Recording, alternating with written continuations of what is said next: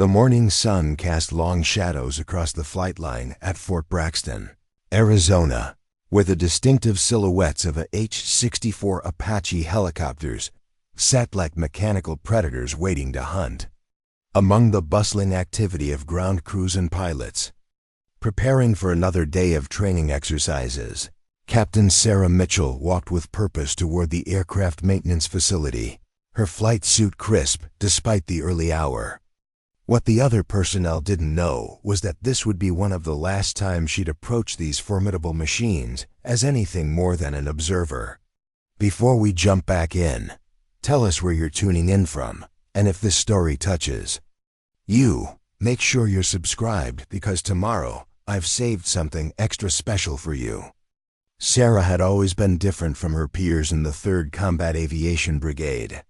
While other pilots followed protocols to the letter and maintained the rigid military hierarchy that governed their world, Sarah possessed an almost intuitive understanding of aircraft systems that bordered on the supernatural. She could diagnose mechanical problems by listening to subtle changes in engine pitch, predict weather patterns by reading cloud formations that others dismissed as irrelevant, and most remarkably, she had an uncanny ability to remain calm under pressure that would send veteran pilots into panic mode. The Apache helicopter had been her obsession since flight school. Unlike the utility helicopters that most pilots preferred for their versatility and forgiving nature, the Apache was a temperamental beast that demanded respect and precision. Its twin engines, advanced targeting systems, and arsenal of weapons made it one of the most sophisticated aircraft in the military inventory.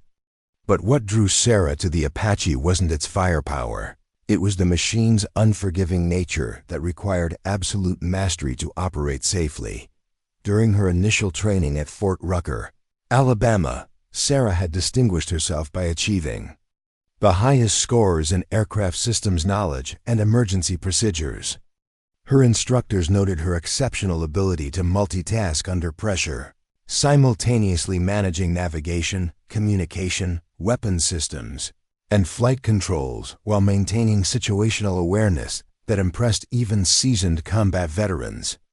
She had a gift for seeing the bigger picture during complex scenarios, often identifying solutions that others missed entirely. However, Sarah's unconventional approach to problem-solving had already begun to create friction with her superiors.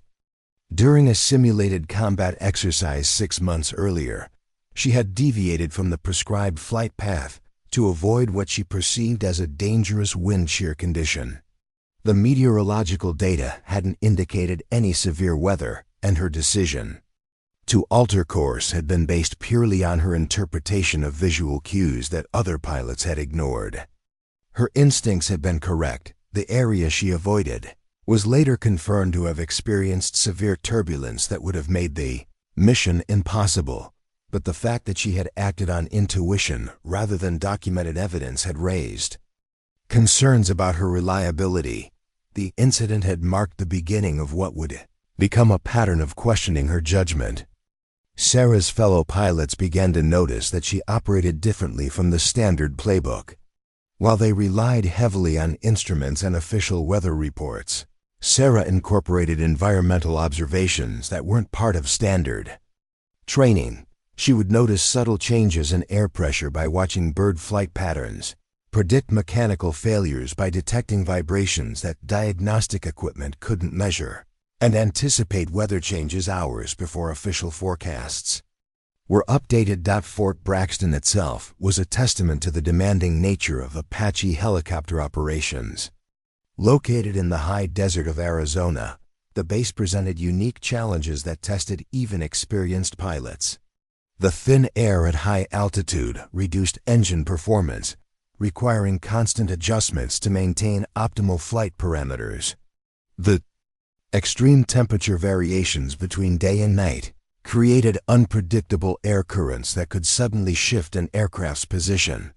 The rocky terrain and sparse vegetation provided few landmarks for navigation, forcing pilots to rely heavily on instruments and GPS systems. Sarah thrived in this environment. While other pilots struggled with the demanding conditions, She seemed to have an innate understanding of how the desert atmosphere affected aircraft performance. She had spent countless hours studying the local weather patterns, learning to read the subtle signs that predicted sudden wind changes or thermal updrafts. Her logbook showed consistently smooth flights even when conditions challenged more experienced aviators. The maintenance facility where Sarah spent much of her time was a world unto itself. Chief Warrant Officer David Chun, a 20-year veteran of helicopter maintenance, had initially been skeptical of the young pilot who seemed to know more about aircraft systems than some of his most experienced technicians. But over the months, he had come to respect Sarah's diagnostic abilities and her genuine interest in understanding every component of the machines she flew. Sarah's routine included arriving at the facility an hour before her scheduled duties to review maintenance logs and inspect aircraft that would be flying that day. She had developed relationships with the ground crews who appreciated her willingness to listen to their concerns and her ability to explain complex technical issues in terms they could understand. Unlike many pilots who viewed maintenance personnel as subordinates, Sarah treated them as partners in ensuring flight safety. The Apache helicopter designated as tail number 89042 had become Sarah's unofficial specialty. The aircraft had a history of minor mechanical issues that frustrated other pilots, but Sarah had identified patterns in its behavior that allowed her to predict and prevent potential problems. She had discovered that the aircraft's hydraulic system showed subtle pressure variations that preceded major failures, and she had developed a pre-flight inspection routine that caught issues before they became dangerous. Her detailed knowledge of individual aircraft characteristics had saved the unit from several potential accidents. During a routine training flight 3 months earlier, she had detected unusual vibrations in the main rotor system that other pilots might have dismissed as normal operational noise. Her decision to abort the mission and return to base had been vindicated when inspection revealed a cracked rotor blade that would have failed catastrophically if the flight had continued. These successes, however, had come at a cost. Sarah's reputation for being overly cautious and for making decisions based on factors that weren't part of standard operating procedures had begun to overshadow her technical competence. Squadron commanders appreciated her safety record, but questioned whether her approach was suitable for combat operations where strict adherence to orders could mean the difference between mission success and failure. The social dynamics within the squadron reflected the broader tension between Sarah's unconventional methods and military culture. During briefings, she would often ask questions that challenged assumptions underlying mission planning. Her suggestions for alternative approaches were technically sound but required flexibility in execution that made some commanders uncomfortable. She had a habit of identifying potential problems that others hadn't considered, which was valuable from a safety perspective, but sometimes complicated missions that were already complex. Sarah's living quarters and the bachelor officers' quarters reflected her dedication to her profession. The small apartment was filled with technical manuals, weather analysis charts, and detailed notes about aircraft performance under various conditions. She had created her own reference library that included information not found in standard military publications, drawing from civilian aviation sources, engineering journals, and meteorological studies that most pilots never encountered. Her personal time was devoted to activities that enhanced her professional capabilities. She was an avid rock climber, a hobby that had improved her spatial awareness and ability to assess risk quickly. She studied advanced mathematics and physics to better understand the principles governing helicopter flight. She had even learned basic mechanical engineering to better communicate with maintenance personnel and understand the root causes of aircraft problems. The other pilots in the squadron had varying opinions about Sarah's dedication. Some admired her commitment to excellence and her willingness to go beyond minimum requirements. Others viewed her intensity as excessive and worried that her high standards created unrealistic expectations. A few questioned whether her focus on technical details demonstrated a lack of confidence in her basic flying skills. The morning routine at Fort Braxton began before dawn with weather briefings and mission planning sessions. Sarah would arrive early to review meteorological data and compare official forecasts with her own observations. She had developed a system for tracking weather patterns that incorporated data from multiple sources and allowed her to identify discrepancies that might affect flight safety. Her approach to mission planning was similarly comprehensive. While other pilots focused primarily on flight routes and fuel requirements, Sarah analyzed every aspect of the operational environment.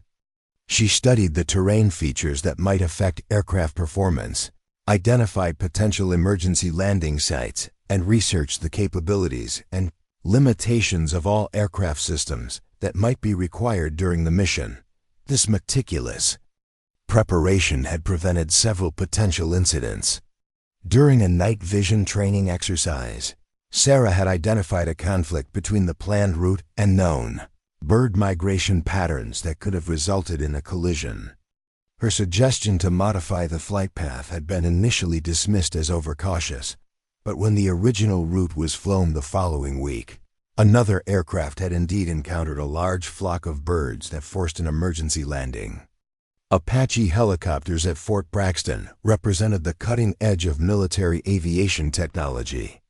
Each aircraft was equipped with sophisticated sensors, communication systems, and weapons that required extensive training to operate effectively. The complexity of these systems meant that pilots needed to master hundreds of procedures and maintain proficiency in multiple areas of expertise simultaneously. Sarah had embraced this complexity with enthusiasm. She had achieved expert-level qualifications in all major aircraft systems and had volunteered for additional training in specialized areas that most pilots avoided. Her knowledge of the Apache's targeting systems, electronic warfare capabilities, and maintenance requirements exceeded that of many instructor pilots with years more experience.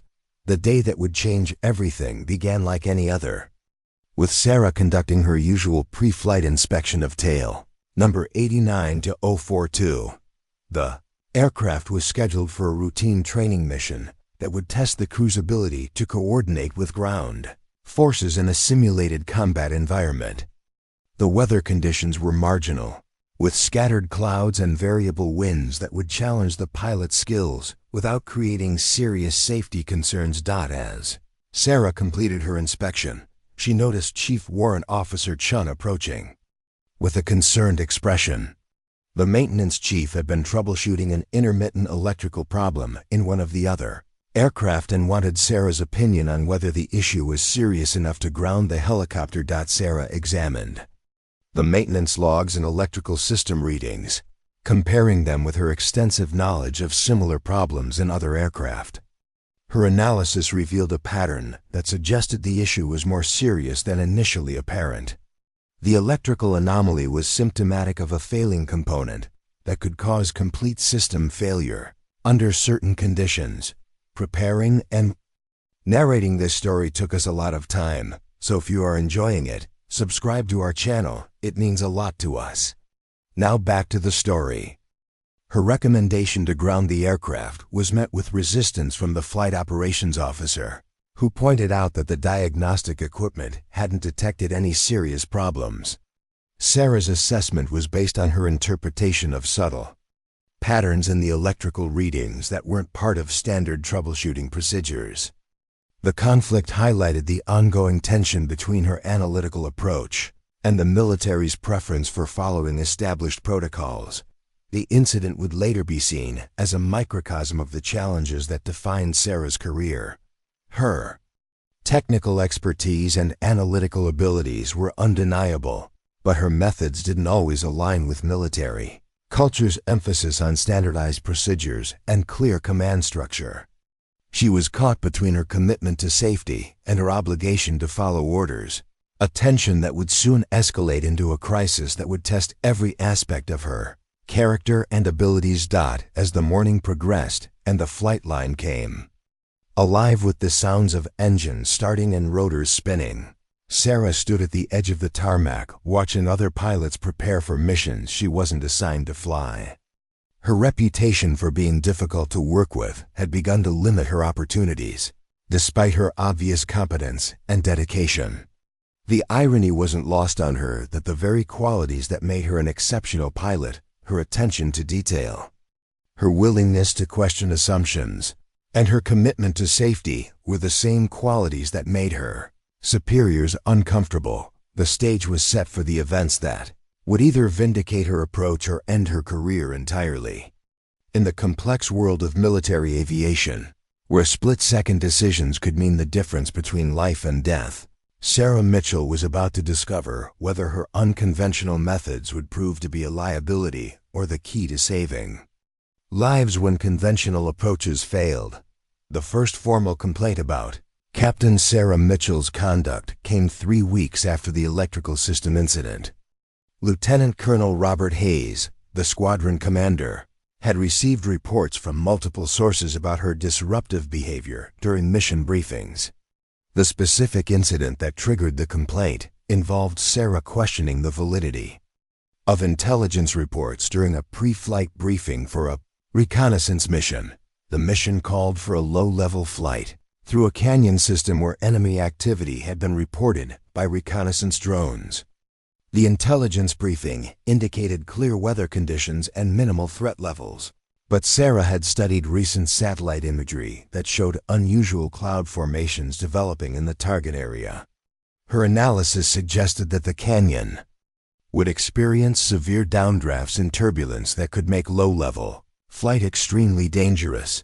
When Sarah raised her concerns during the briefing, Major Patricia Wells, the operations officer, had dismissed them as irrelevant. The weather forecast from the base meteorological unit showed acceptable conditions for the mission, and the intelligence assessment hadn't identified any weather-related threats.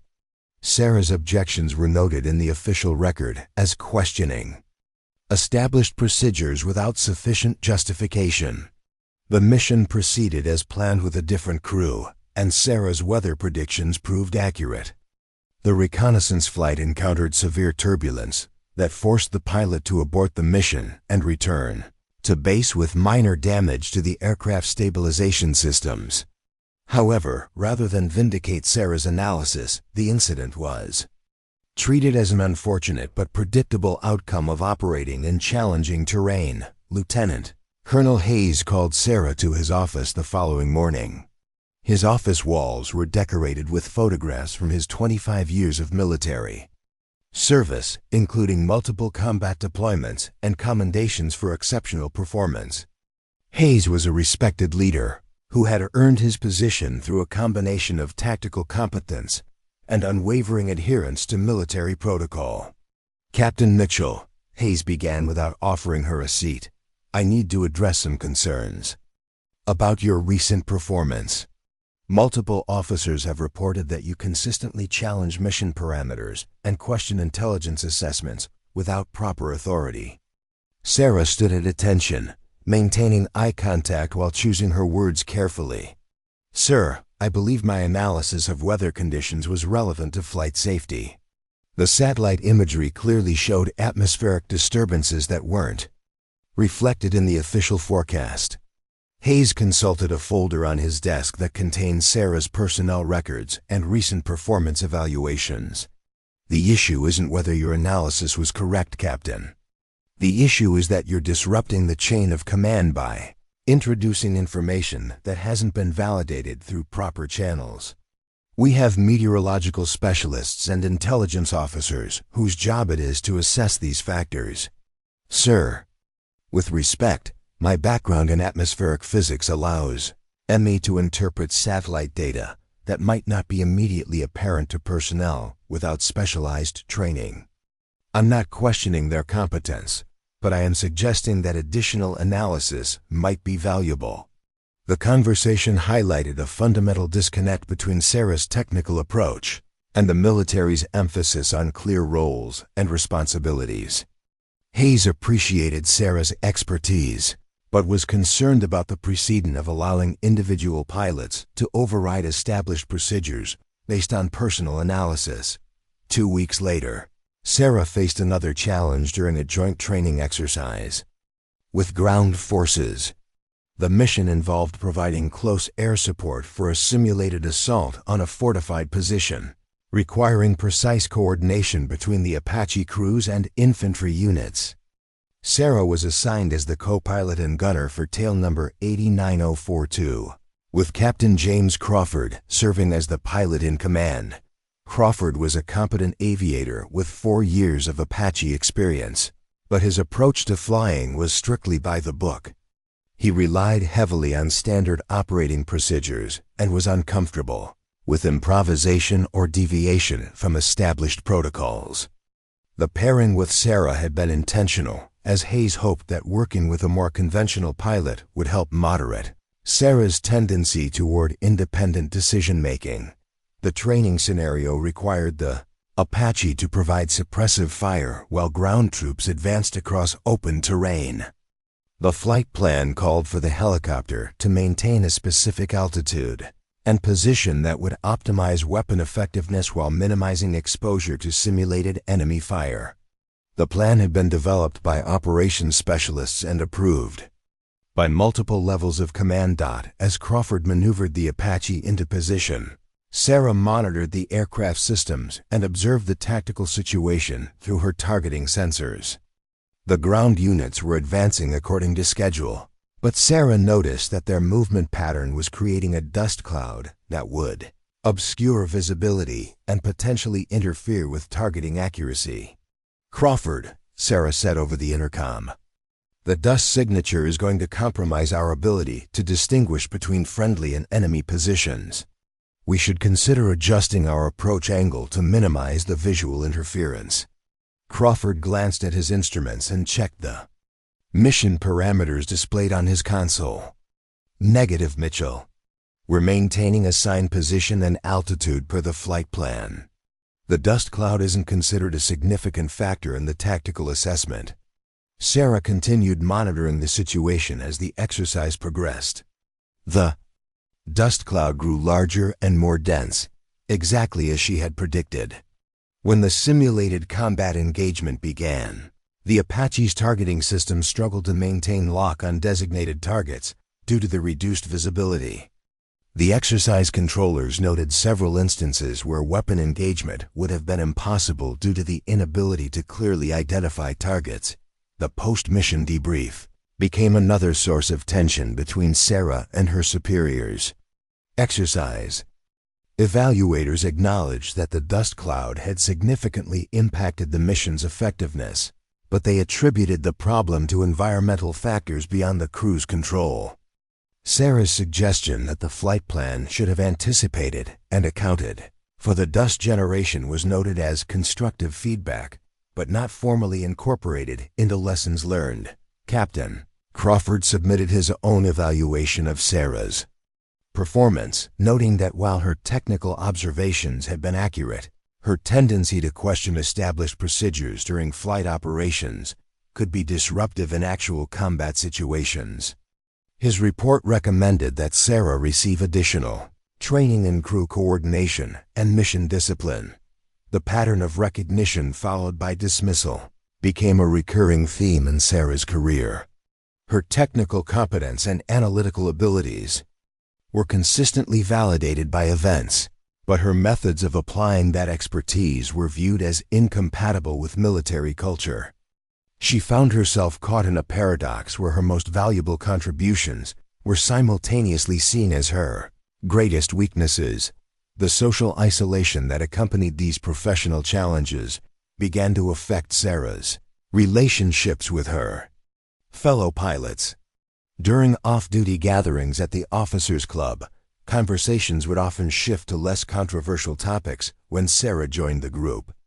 Some pilots appreciated her expertise and sought her advice on technical matters, but they were careful to avoid being seen as endorsing her confrontational approach to authority. Captain Lisa Rodriguez, one of the few pilots who maintained a genuine friendship with Sarah, often served as an unofficial intermediary between Sarah and the rest of the squadron. Rodriguez had flown combat missions in Afghanistan and understood the value of Sarah's analytical approach, but she also recognized the political realities of military service. "You have to pick your battles, Sarah," Rodriguez said during a conversation in the base commissary. "Your technical knowledge is exceptional, but you're alienating the people who make decisions about your career. Sometimes being right isn't enough if you can't work within the system." Sarah understood Rodriguez's perspective but struggled with the ethical implications of remaining silent when she identified potential safety issues. Her commitment to flight safety and mission effectiveness often conflicted with the expectation that she defer to higher authority. Even when she believed that authority was making suboptimal decisions, the administrative burden of documenting and justifying her concerns began consuming an increasing amount of Sarah's time. Each incident required detailed written reports explaining her analysis and the reasoning behind her recommendations. The reports were filed with various departments and reviewed by multiple levels of command, but they rarely resulted in changes to established procedures. Major Patricia Wells, the operations officer who had dismissed Sarah's weather analysis, began requiring her to submit advance notice of any concerns about mission planning. The requirement was ostensibly intended to allow for proper review of Sarah's input, but in practice, it created an additional bureaucratic hurdle that discouraged her from raising issues. The psychological pressure of constant scrutiny began to affect Sarah's performance in subtle ways. She found herself second-guessing decisions that she would normally make with confidence, wondering whether her analysis would be seen as disruptive rather than helpful. The spontaneous problem-solving ability that had made her an exceptional pilot was being constrained by the need to constantly justify her thought processes. Chief Warrant Officer David Chun, the maintenance supervisor who had worked closely with Sarah, noticed the changes in her demeanor during their technical discussions. Chun had 20 years of experience with military pilots and recognized the signs of someone struggling with institutional pressure. "You're losing your edge, Captain," Chun said during one of their routine inspections of tail number 89042. "I've seen it happen before to pilots who start overthinking every decision. The system is designed to break down people who don't fit the standard mold." Chun's observation was based on years of watching talented individuals struggle with the tension between personal expertise and institutional conformity. He had seen pilots transfer to other units, leave the military entirely, or gradually conform to expectations at the cost of their unique capabilities. The breaking point came during a night vision training exercise that required pilots to navigate through a complex obstacle course using only infrared imaging systems.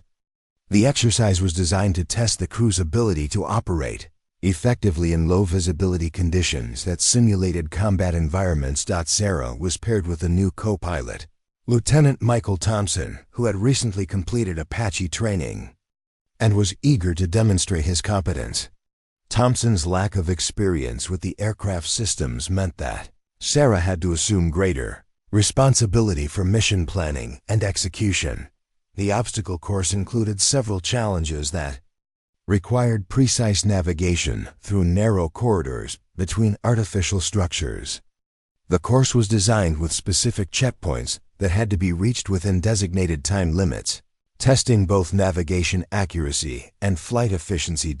As Sarah began the approach to the first checkpoint, she noticed that the infrared imaging system was showing unusual thermal signatures that suggested the presence of wildlife in the area. Desert animals often moved through the training area at night, and their heat signatures could interfere with the infrared targeting systems that pilots relied on for navigation. Sarah's analysis of the thermal patterns indicated that a large group of animals, possibly deer or elk, was moving through the section of the course that contained the second checkpoint. The animal's movement would create a dynamic thermal environment that could confuse the infrared sensors and make precise navigation extremely difficult. "Thompson," Sarah said over the intercom, "we've got thermal interference from wildlife movement near checkpoint 2. I recommend modifying our approach to avoid the contaminated airspace." Thompson checked his instruments and consulted the mission parameters displayed on his console. The exercise controllers hadn't issued any warnings about wildlife interference, and the official flight plan didn't include provisions for environmental modifications. Negative, Mitchell. We're proceeding according to the established course. The exercise parameters don't authorize deviation from planned checkpoints. Sarah continued monitoring the thermal signatures as they approached the problematic area. The wildlife movement was creating exactly the kind of interference she had predicted, making it difficult to distinguish between legitimate navigational references and false targets generated by animal heat signatures. When the Apache reached the second checkpoint, the infrared targeting system locked onto what appeared to be the designated target, but was actually a thermal signature created by a group of deer. Thompson, relying entirely on his instruments, began the precision maneuvers required to complete the checkpoint sequence. Sarah realized that the false target would lead them directly into a cluster of artificial obstacles that weren't visible through the infrared system. Thompson, that's not the real target. The thermal signature is from wildlife interference. We need to abort this approach and reacquire the actual checkpoint. Thompson hesitated, caught between Sarah's technical analysis and his obligation to follow the exercise parameters. The moment of uncertainty was enough to disrupt his concentration, and the Apache drifted off course toward the obstacles that Sarah had identified. Sarah took control of the aircraft, executing an emergency maneuver that avoided collision with the obstacles but violated multiple exercise protocols. Her actions prevented potential damage to the aircraft and injury to the crew, but they also constituted a clear violation of the chain of command and exercise procedures. The incident report filed by the exercise controllers noted that Sarah had taken unauthorized control of the aircraft and deviated from established procedures without proper authorization. Thompson's account supported the technical accuracy of Sarah's analysis, but questioned whether her intervention had been necessary given the simulated nature of the exercise. Lieutenant Colonel Hayes reviewed the incident report with growing frustration. Sarah's pattern of independent action was becoming a significant administrative burden, regardless of whether her decisions were technically correct. The military's need for predictable and standardized behavior was incompatible with Sarah's tendency to improvise solutions based on real-time analysis. The formal counseling session that followed the night vision incident marked a turning point in Sarah's career. Hayes made it clear that further incidents would result in formal disciplinary action, including possible removal from flight status. Sarah's technical competence was acknowledged, but her inability to work within established command structures was seen as a disqualifying factor for continued aviation duties. As Sarah left Hayes's office, she realized that her career had reached a critical juncture. The very qualities that made her an exceptional pilot, her analytical abilities, her commitment to safety, and her willingness to question assumptions, were being systematically suppressed by an institution that valued conformity over innovation. The other pilots in the squadron watched Sarah's struggles with a mixture of sympathy and relief. Most understood that her technical expertise was valuable, but they also recognized that challenging the system came with significant personal costs. Sarah had become a cautionary example of what happened to individuals who couldn't adapt to institutional expectations. The weight of constant scrutiny and criticism began to affect Sarah's confidence in ways that she had never experienced before. For the first time since beginning her aviation career, she found herself questioning whether her approach to flying was fundamentally flawed, or whether the system was simply incapable of accommodating her unique capabilities. The stage was being set for a crisis that would test not only Sarah's technical skills, but also her ability to navigate the complex relationship between individual expertise and institutional authority. The question that hung over her career was whether there would ever be a situation where her unconventional methods would be recognized as essential rather than disruptive. The emergency alert came through the base. Communication system at 0347 hours on a Tuesday morning in late September. Sarah woke to the distinctive sound of the Priority 1 alert tone, echoing through the bachelor officers' quarters. A sound that every pilot knew meant a real-world crisis requiring immediate response. She was dressed and running toward the flight. Operations Center within 3 minutes, her mind already shifting into the analytical mode that had become second nature. The Operations Center was buzzing with activity as personnel gathered around multiple computer screens, displaying satellite imagery, weather data, and communication logs. Major Patricia Wells stood at the center of the chaos, coordinating with various agencies while trying to piece together the full scope of what was developing into a major disaster. "What's the situation?" Sarah asked Captain Lisa Rodriguez, who had arrived moments before. Rodriguez pointed to a large monitor displaying a topographical map of the Sangre de Cristo Mountains, approximately 200 miles northeast of Fort Braxton. Flash flooding in the mountain valleys. A dam failed near the town of Esperanza, and there are multiple reports of people trapped by rapidly rising water. The initial reports painted a picture of a catastrophic failure that had caught everyone by surprise. The Esperanza Dam, a concrete structure built in the 1960s to control seasonal flooding, had developed structural cracks during the previous week's unusual weather patterns.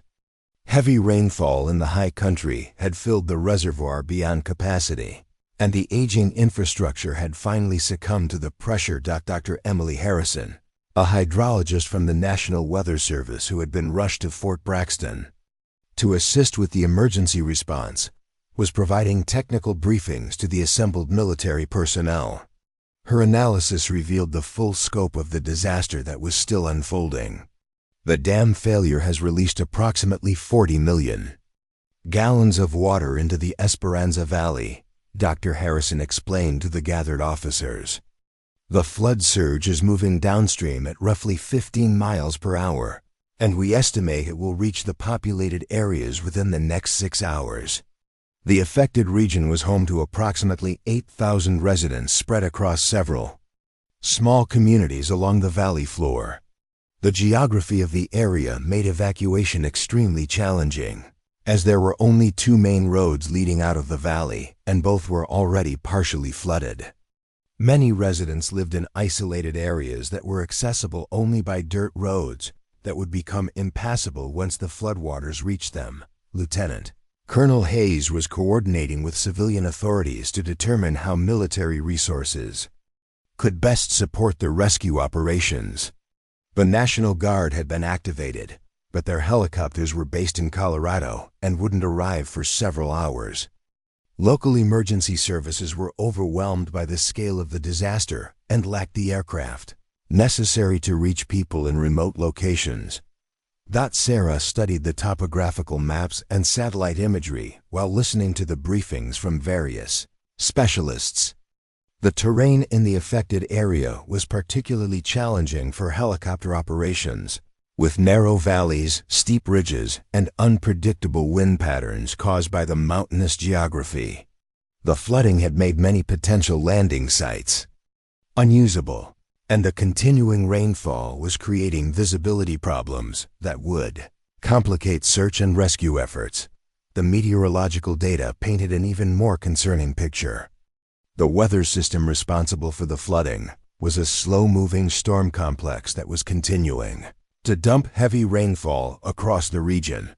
Dr. Marcus Webb, the base meteorologist, had been analyzing satellite data and weather models to predict how conditions would evolve over the next 12 hours.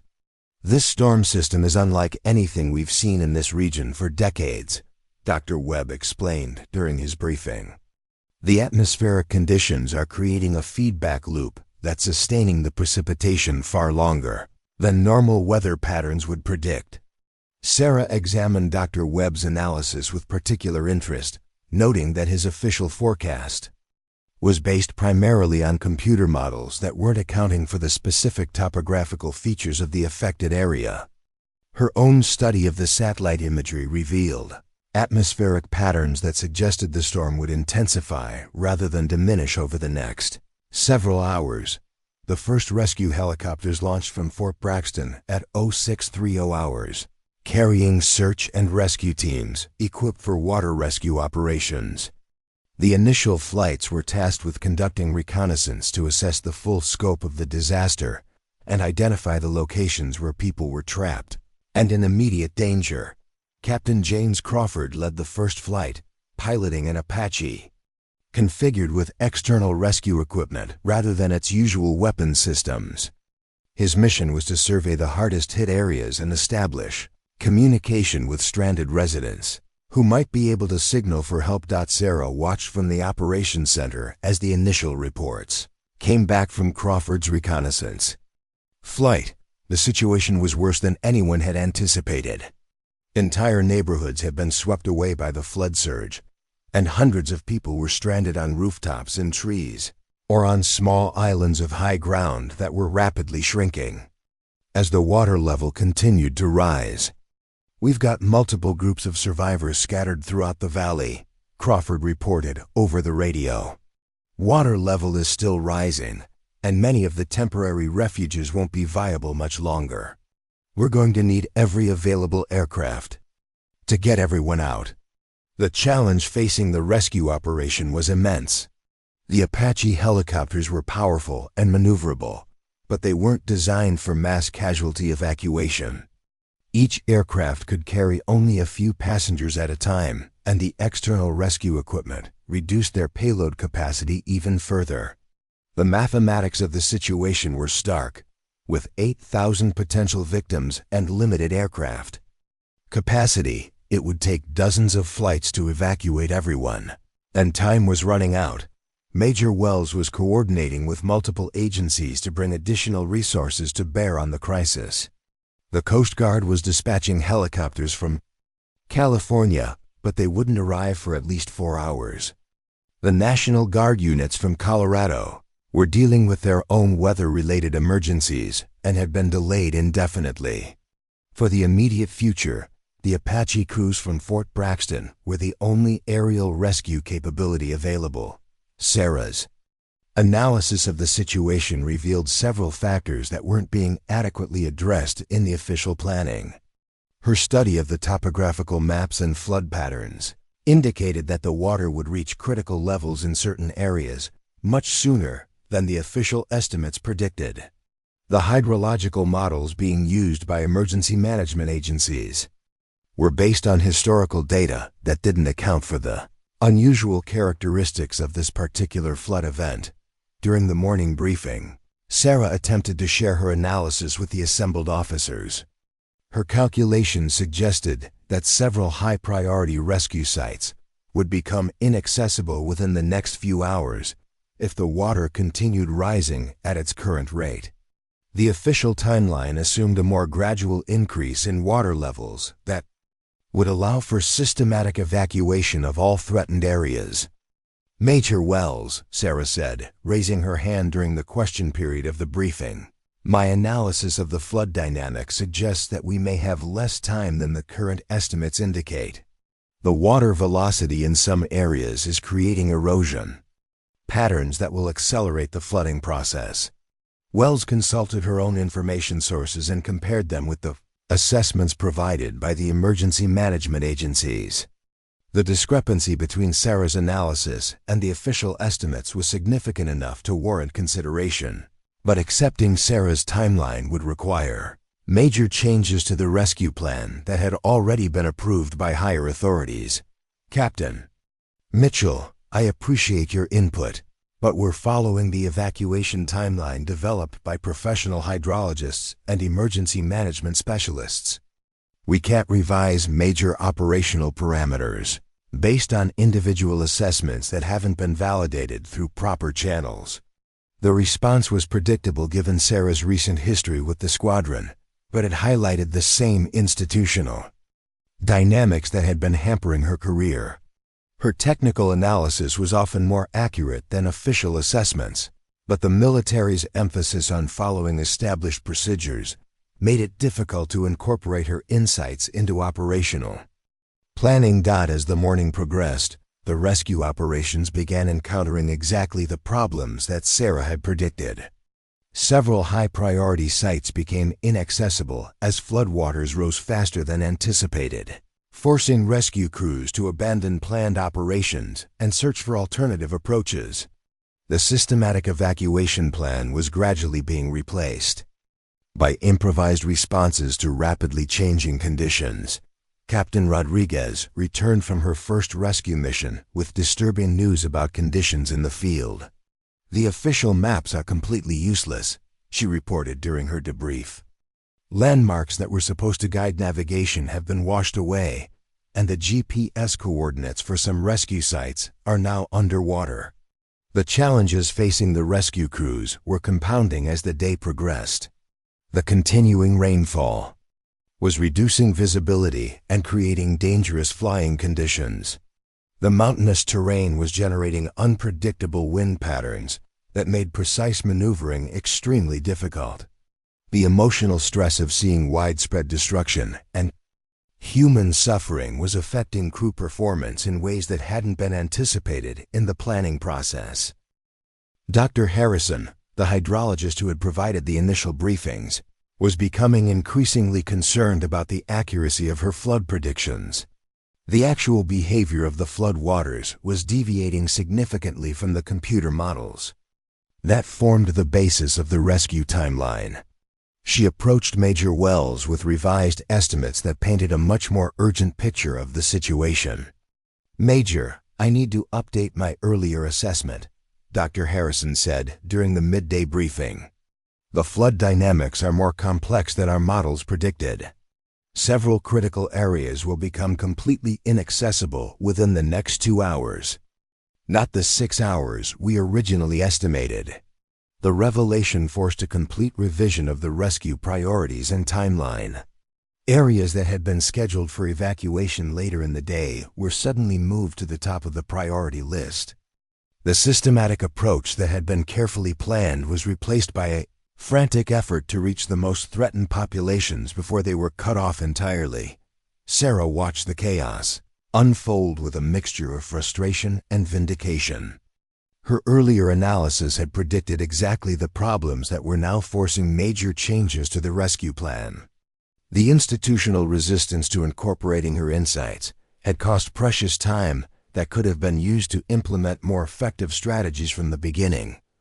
The afternoon brought new complications as the weather system intensified beyond all predictions. The rainfall increased to levels that made helicopter operations extremely hazardous, and lightning activity forced temporary suspension of all flight operations. The brief weather window that rescue crews had been counting on was rapidly closing, leaving hundreds of people still stranded in increasingly dangerous situations. Chief Warrant Officer David Chun approached Sarah during one of the operational pauses caused by severe weather. As the senior maintenance supervisor, Chun had been monitoring the condition of the aircraft and crews throughout the day. His experience with combat operations had taught him to recognize when situations were spiraling beyond the capacity of conventional responses. "Captain, I've been watching this operation all day, and we're not going to save everyone using standard procedures," Chun said quietly. "The weather is getting worse. The aircraft are being pushed to their limits, and we're running out of time. If someone doesn't try a different approach, a lot of people are going to die." Chun's assessment aligned with Sarah's own conclusions about the developing crisis.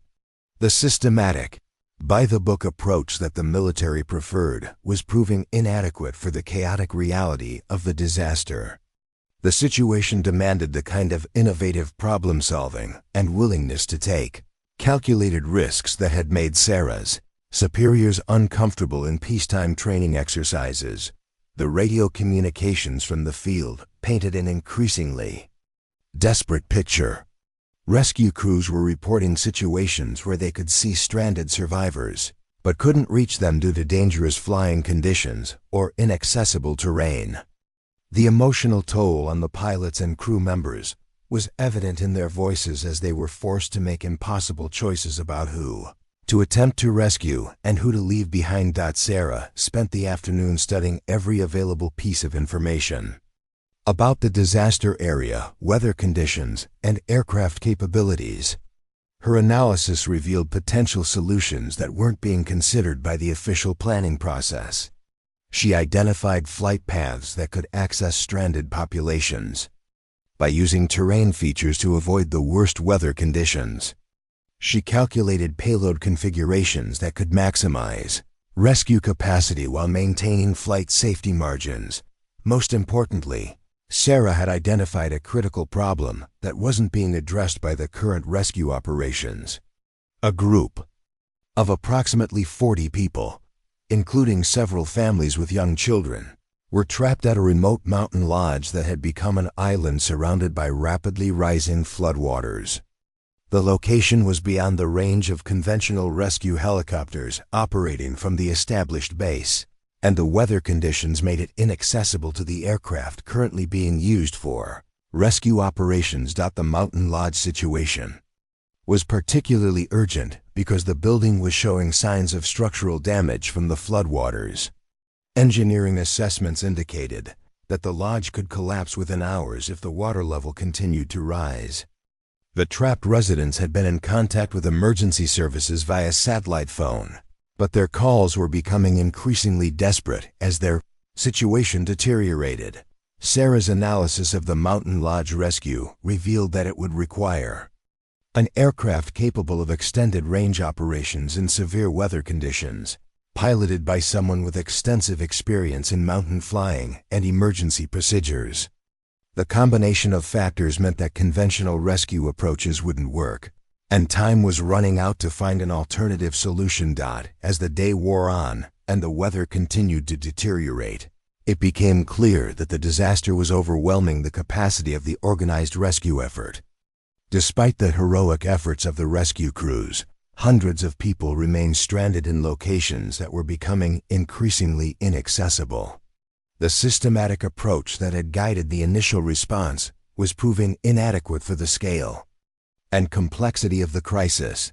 The stage was being set for a situation that would require someone to go beyond established procedures and take extraordinary risks to save lives. The question that hung over the operations center was whether anyone would be willing to attempt the kind of innovative and dangerous rescue mission that the situation demanded, and whether the institutional culture of the military would allow such an attempt to proceed. The call that would change everything came through the emergency communication system at 15:47 hours. Sarah was in the operations center analyzing weather radar data when the satellite phone transmission from the remote mountain lodge crackled through the speakers. The voice on the other end belonged to Dr. Jennifer Walsh, a physician who had been attending a medical conference at the Pine Ridge Lodge when the flooding began. Emergency services, this is Dr. Walsh at Pine Ridge Lodge. We have 43 people trapped here, including 8 children under the age of 10. The water level has risen to the 2nd floor, and the building is showing serious structural damage. We estimate we have less than 2 hours before the lodge becomes uninhabitable or collapses entirely. The transmission was followed by the sound of rushing water and what appeared to be structural beams creaking under stress. Dr. Walsh continued with clinical precision despite the obvious fear in her voice. We have 3 individuals with serious medical conditions who require immediate evacuation. One is a cardiac patient experiencing chest pains. Another is a diabetic whose medication was lost in the flooding. And we have a pregnant woman who may be going into premature labor due to the stress. Major Patricia Wells took control of the communication, attempting to provide reassurance while gathering critical information about the situation. Dr. Walsh, this is Major Wells coordinating rescue operations from Fort Braxton. Can you provide U.S. with your exact location and any landing sites that might be available in your immediate area? The response painted a picture of an impossible rescue scenario. Pine Ridge Lodge was located on a mountain plateau that was now completely surrounded by floodwaters. The access road had been washed out, and the nearest safe landing zone was more than 3 miles away through terrain that was currently inaccessible due to flooding. The lodge itself sat on a rocky outcrop that was too small and too close to tall trees to accommodate helicopter landing. Major, the only possible approach would be from the north side of the building, but there's a sheer cliff face there that drops about 200 feet to the river.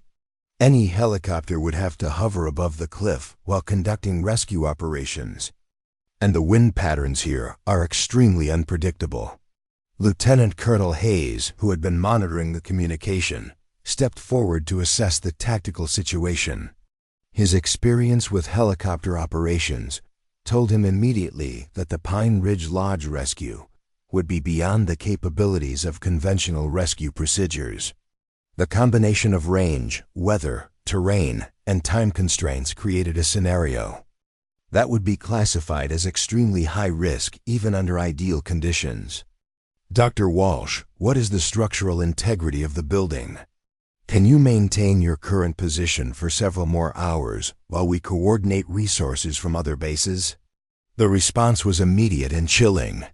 Major, the foundation on the south side of the building has been undermined by the flood waters. We can feel the entire structure shifting, and there are visible cracks developing in the load-bearing walls. Based on my assessment, this building will not survive another major increase in water level or sustained wind pressure. Sarah had been studying the topographical maps and weather data while monitoring the communication with Pine Ridge Lodge. Her analysis revealed that the location was within the theoretical range of an Apache helicopter, but only under very specific conditions and with maximum fuel load. The weather patterns in the area showed a brief window of opportunity where wind conditions might be manageable, but that window was closing rapidly as the storm system continued to intensify. The tactical challenges of the Pine Ridge rescue were unlike anything the squadron had encountered during training exercises. The location required extended range flight through severe weather conditions, followed by precision hovering operations above dangerous terrain while conducting passenger extraction under time pressure. The margin for error was essentially zero, and any mechanical failure or pilot mistake would likely result in the loss of both the rescue aircraft and the people it was attempting to save. Captain James Crawford had just returned from his fourth rescue mission of the day when he was briefed on the Pine Ridge situation. His aircraft and crew were exhausted from hours of dangerous flying in deteriorating weather conditions, and the psychological stress of the rescue operations was evident in his demeanor. When Lieutenant Colonel Hayes asked for volunteers for the Pine Ridge mission, Crawford's response reflected the reality facing all the available crews. "Sir, with respect, that mission is beyond the safe operational parameters for any of our aircraft. The range requirement alone pushes us to the edge of our fuel capacity, and the weather conditions make precision hovering operations extremely dangerous. Adding the time pressure and terrain challenges makes this a suicide mission disguised as a rescue operation." Hayes understood Crawford's assessment and privately agreed with his conclusion. The Pine Ridge rescue represented exactly the kind of high-risk, low probability of success mission that military commanders were trained to avoid. The potential cost of losing an aircraft and crew had to be weighed against the lives that might be saved, and the mathematics didn't favor authorizing the mission.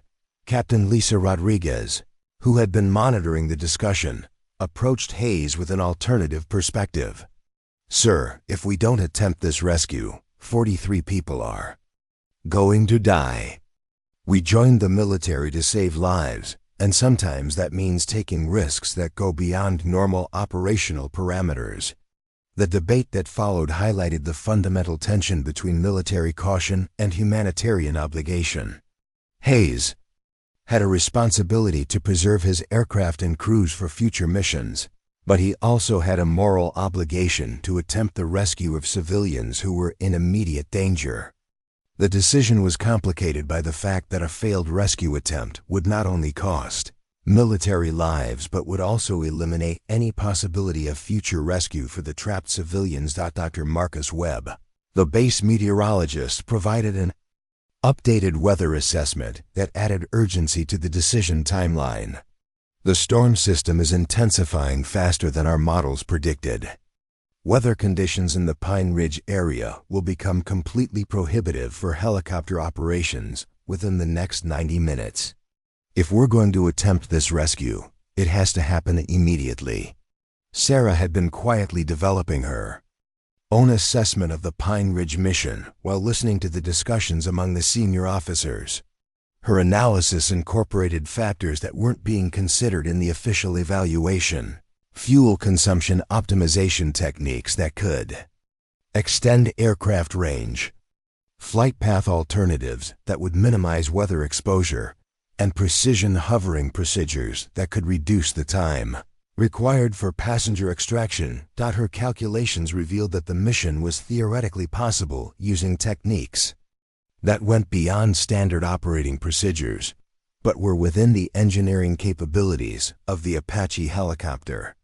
The key factors were pilot expertise in mountain flying, advanced knowledge of aircraft performance optimization, and willingness to operate at the absolute limits of safe flight parameters. Sarah approached Lieutenant Colonel Hayes with her analysis, knowing that her recent history of challenging authority made it unlikely that her recommendations would be welcomed.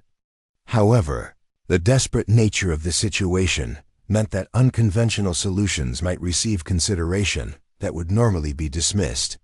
"Sir, I've analyzed the Pine Ridge mission parameters, and I believe it's achievable using modified flight techniques and optimized aircraft configuration. The key is approaching from the northeast rather than directly from the south, using thermal updrafts from the valley to assist with altitude management and reduce fuel consumption." Hayes reviewed Sarah's analysis with the skepticism that had become his standard response to her suggestions. The flight plan she proposed deviated significantly from standard rescue procedures and incorporated techniques that weren't part of approved training curricula. While her technical reasoning appeared sound, accepting her assessment would require authorizing a mission based on untested theoretical calculations. "Captain Mitchell, your analysis is interesting, but I can't authorize a mission based on experimental flight techniques. The risk to aircraft and crew is too high to justify using unproven methods." Sarah understood Hayes's position but felt compelled to provide additional information that might influence his decision. "Sir, I've flown similar missions during my civilian training before joining the military.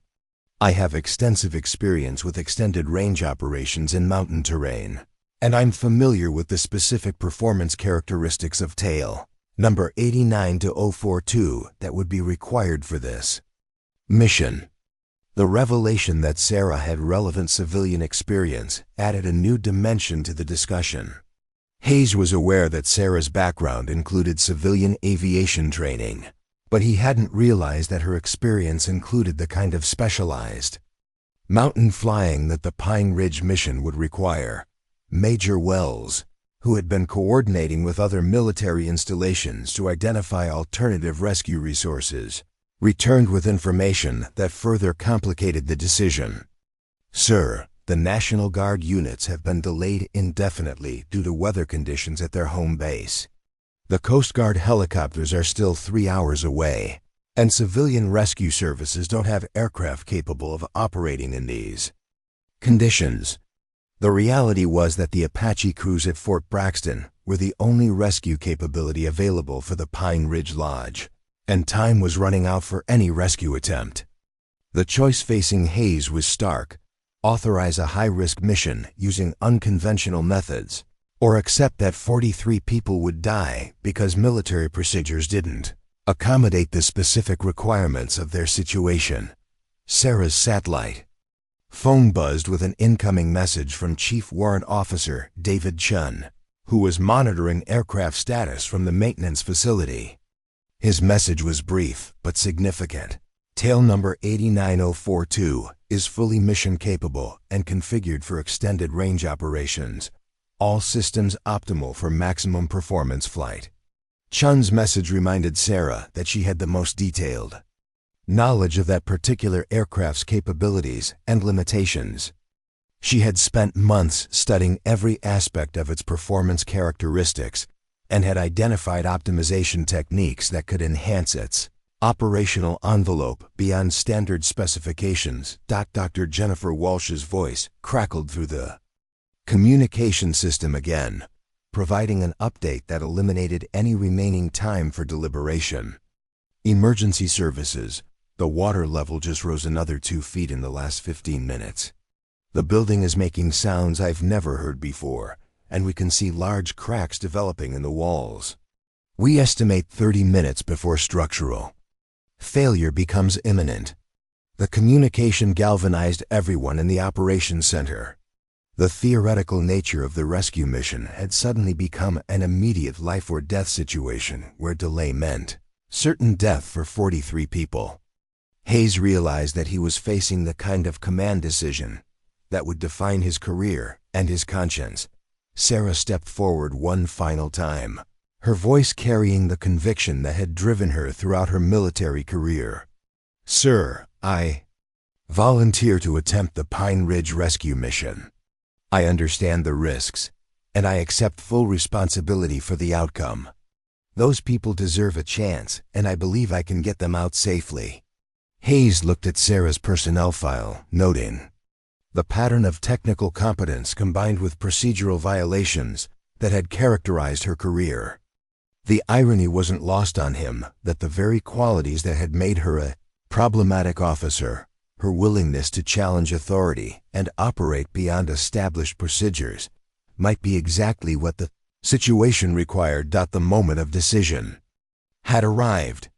Hayes could authorize the mission and potentially save 43 lives while risking the loss of an aircraft and crew, or he could follow safe procedures and accept the certain death of everyone at Pine Ridge Lodge. The choice would test every aspect of his leadership philosophy and moral courage. In the operations center of Fort Braxton, surrounded by weather displays showing deteriorating conditions and communication equipment crackling with desperate calls for help, Lieutenant Colonel Hayes faced the defining moment of his command. The institutional safety of following established procedures was competing with the humanitarian imperative to save lives, and the decision couldn't be delayed any longer. Sarah stood at attention, waiting for the response that would either end her military career or provide the opportunity to prove that her unconventional approach to flying had value beyond the bureaucratic concerns that had defined her recent service. The weight of 43 lives hung in the balance, along with the question of whether the military could adapt its procedures to meet the demands of an extraordinary situation. The storm outside continued to intensify.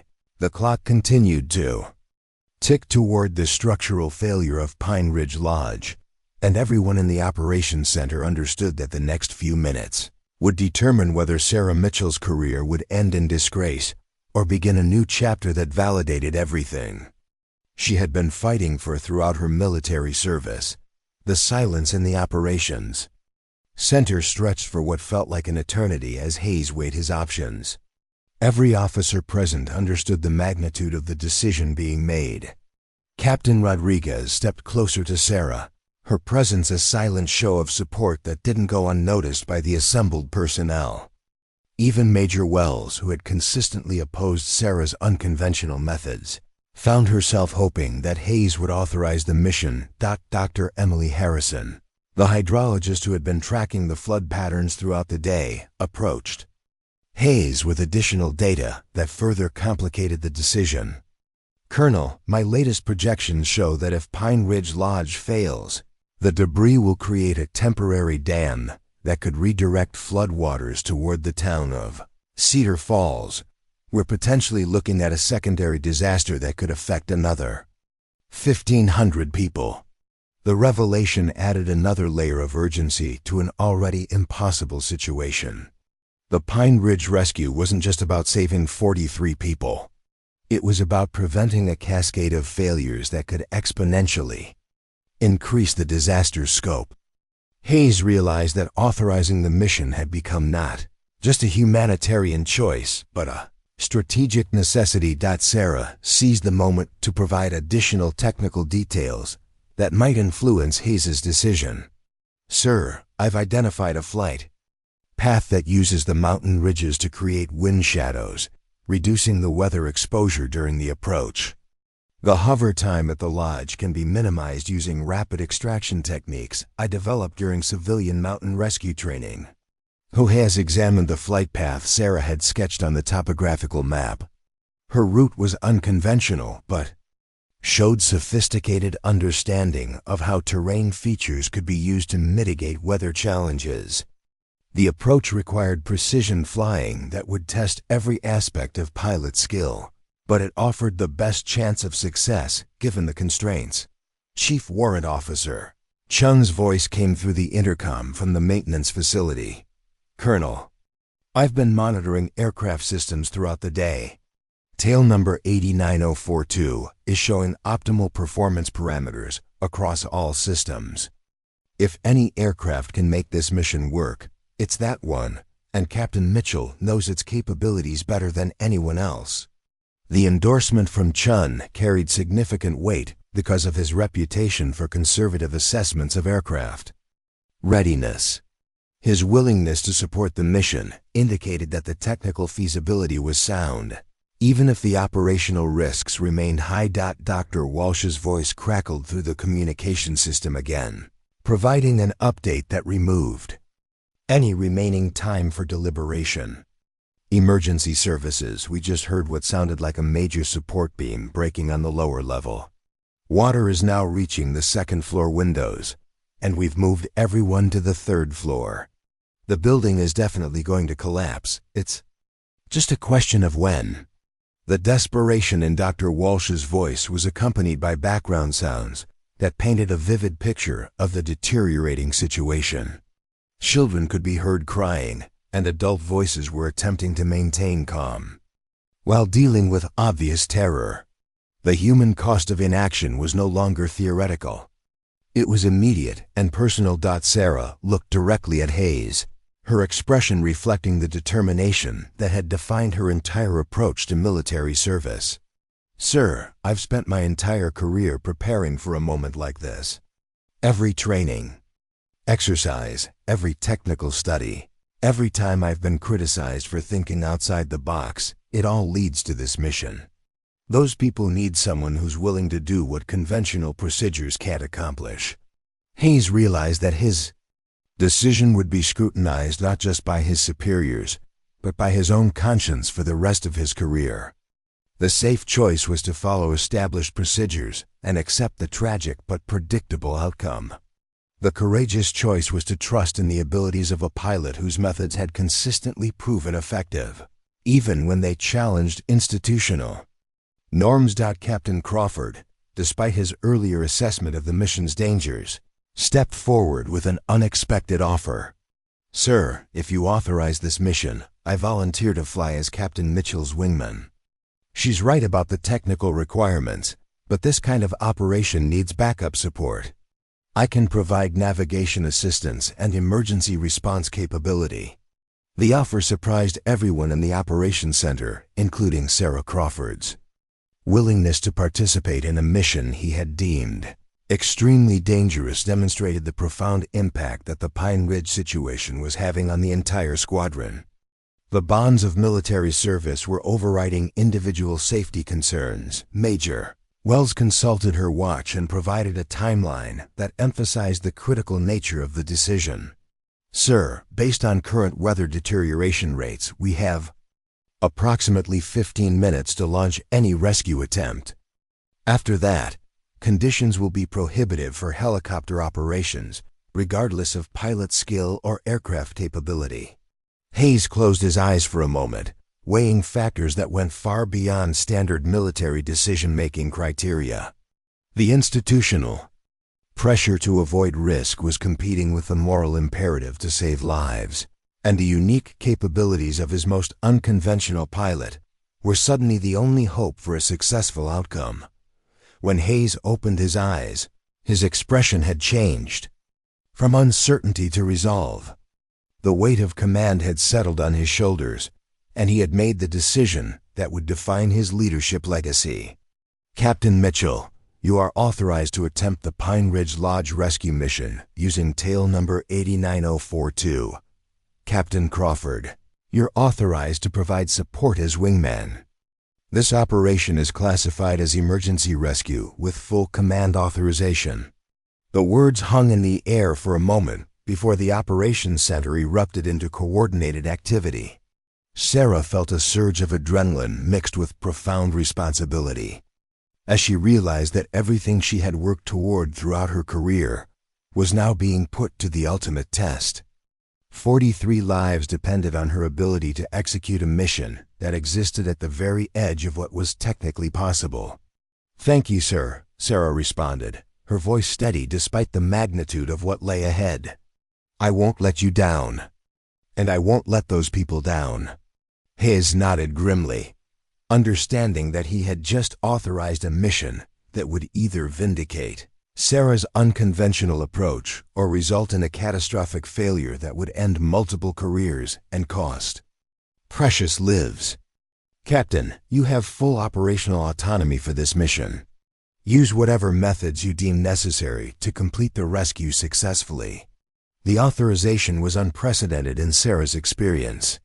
Hayes was essentially giving her permission to operate outside standard procedures and use her judgment to adapt to whatever challenges the mission presented. It was the kind of operational freedom that she had been seeking throughout her career, granted at the moment when the stakes couldn't be higher. As Sarah prepared to leave for the aircraft, Dr. Walsh's voice came through the communication system. "One final time. Emergency services. We can see a helicopter approaching from the south. Please tell me that's our rescue flight." Sarah grabbed the microphone, establishing direct communication with the trapped civilians for the first time. "Dr. Walsh, this is Captain Mitchell from Fort Braxton. I'm launching immediately for your location. Hold your position, keep everyone calm, and be ready for rapid evacuation procedures. We're coming to get you out." The response from Pine Ridge Lodge was immediate and emotional. "Thank you, Captain. We'll be ready. Please hurry. I don't think this building can hold much longer." Sarah handed the microphone back to Major Wells and headed toward the exit, her mind already shifting into the focused state that she would need for the most challenging flight of her career. Behind her, the operations center continued buzzing with activity as personnel coordinated support for a mission that would test every aspect of military aviation capability. The moment of truth had arrived. Sarah Mitchell, the pilot who had been labeled as dead weight because of her unconventional methods, was about to attempt a rescue mission that would either prove her critics wrong or provide tragic validation of their concerns.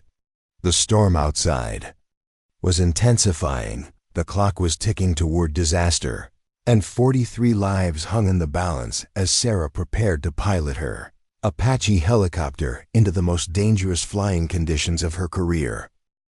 Sarah's boots hit the tarmac at a full run as she sprinted toward tail number 89042, her mind already processing the dozens of system checks and configuration changes that would be required for the Pine Ridge mission. The Apache sat in the maintenance bay like a mechanical predator waiting to be unleashed, its angular silhouette cutting through the driving rain that had intensified during the final briefing. Chief Warrant Officer Chun was already conducting pre-flight preparations, his experienced hands moving with practiced efficiency across the aircraft's external systems. "Captain, I've configured the aircraft for maximum range operations," Chun shouted over the noise of the storm. "External fuel tanks are topped off, rescue equipment is loaded, and I've optimized the engine parameters for high-altitude performance. This bird is ready for whatever you're going to put her through." Sarah began her pre-flight inspection with an intensity that surpassed even her usual meticulous standards. Every component, every system, every bolt had to be perfect because there would be no margin for mechanical failure during the mission ahead. Her hands moved across the aircraft surfaces with the familiarity of someone who had spent countless hours studying every aspect of its construction and performance. Characteristics. The weather conditions were deteriorating rapidly as Sarah climbed into the pilot's seat. Wind gusts were approaching the upper limits of safe helicopter operations, and the visibility was reduced to less than a quarter mile due to the combination of heavy rain and low-hanging clouds. The mountainous terrain that lay between Fort Braxton and Pine Ridge Lodge would create additional challenges as the storm system interacted with the complex topography. "Captain," Crawford's voice crackled through the intercom as he completed his own pre-flight procedures in the Wingman aircraft. "Mitchell, I've studied your proposed flight path, and I have to admit it's brilliant. Using the mountain ridges as windbreaks and thermal patterns for lift assistance could actually make this mission feasible. I'm ready to provide navigation backup and emergency support." The unexpected praise from Crawford, who had been skeptical of Sarah's methods throughout their previous interactions, provided a boost of confidence as she initiated the Apache's startup sequence. The twin engines spooled up with their characteristic whine, and the four-blade rotor system began its slow rotation toward flight speed. The sound was both familiar and reassuring, a mechanical symphony that Sarah had come to associate with the precision and power of military aviation. "Major," Wells's voice came through the radio with final mission authorization and coordination. "Details. Rescue 1 and Rescue 2, you are cleared for immediate departure to Pine Ridge Lodge. Weather Services reports a brief window of reduced wind shear opening in your flight corridor within the next 10 minutes. This may be your only opportunity for safe passage through the mountain passes." Sarah acknowledged the transmission while completing her final system checks. The aircraft's navigation system showed the route to Pine Ridge Lodge as a challenging path through narrow mountain valleys that would require precise flying even under ideal conditions. The current weather would make the flight a test of every skill she had developed throughout her aviation career. "Chun, thanks for getting her ready," Sarah said through the intercom. "If anyone can make this work, it's this aircraft and this crew." Chun's response carried the weight of his 2 decades of experience with helicopter operations. "Captain, I've seen a lot of pilots over the years, and I've never met anyone who understands these machines like you do. Trust your instincts, trust your training, and bring those people home." The takeoff from Fort Braxton occurred in conditions that would normally require an abort decision. The crosswinds at ground level were gusting beyond standard safety limits, and the visibility was marginal for instrument flight operations. However, Sarah's analysis of the local weather patterns had identified a brief window where the wind shear would be minimized, allowing for a controlled departure despite the challenging conditions. As the Apache lifted off from the tarmac, Sarah felt the familiar sensation of the aircraft responding to her control inputs with the precision that made helicopter flying both demanding and exhilarating. The machine seemed to sense the urgency of the mission, its systems operating with the smooth efficiency that came from optimal maintenance and careful preparation. Crawford's aircraft followed closely behind, maintaining formation while providing navigation backup and communication relay capability. The 2 Apaches climbed rapidly through the turbulent air, fighting crosswinds that tried to push them off course while navigating through cloud layers that reduced visibility to mere hundreds of feet. The flight path Sarah had developed took advantage of every geographical feature that could provide protection from the worst weather conditions. She flew low through valleys where the mountain ridges created wind shadows, used thermal updrafts from sun-heated rocks to assist with climb performance, and timed course changes to coincide with brief lulls in the storm system's intensity. 15 minutes into the flight, the true magnitude of the disaster became visible through breaks in the cloud cover. The Esperanza Valley spread below them like a vast inland sea, with only the tops of buildings and trees visible above the brown water that had transformed the landscape into an alien environment. The scope of the flooding was beyond anything Sarah had imagined from the briefing materials, and she realized that thousands of people had lost everything they owned in a matter of hours. "Crawford, are you seeing this?" Sarah asked through the radio, her voice reflecting the awe and horror of witnessing such widespread destruction. "Affirmative, Mitchell. I've never seen anything like this. The entire valley has been turned into a lake. How are we supposed to navigate to specific locations when all the landmarks have disappeared?" Sarah's response demonstrated the preparation that had gone into planning the mission. "I've programmed GPS coordinates for all the major geographical features that should still be visible. We navigate by ridgelines and elevation contours rather than man-made landmarks. The mountain peaks will guide us to Pine Ridge." The navigation challenge was complicated by the fact that the aircraft's GPS systems were experiencing intermittent interference from the storm's electrical activity.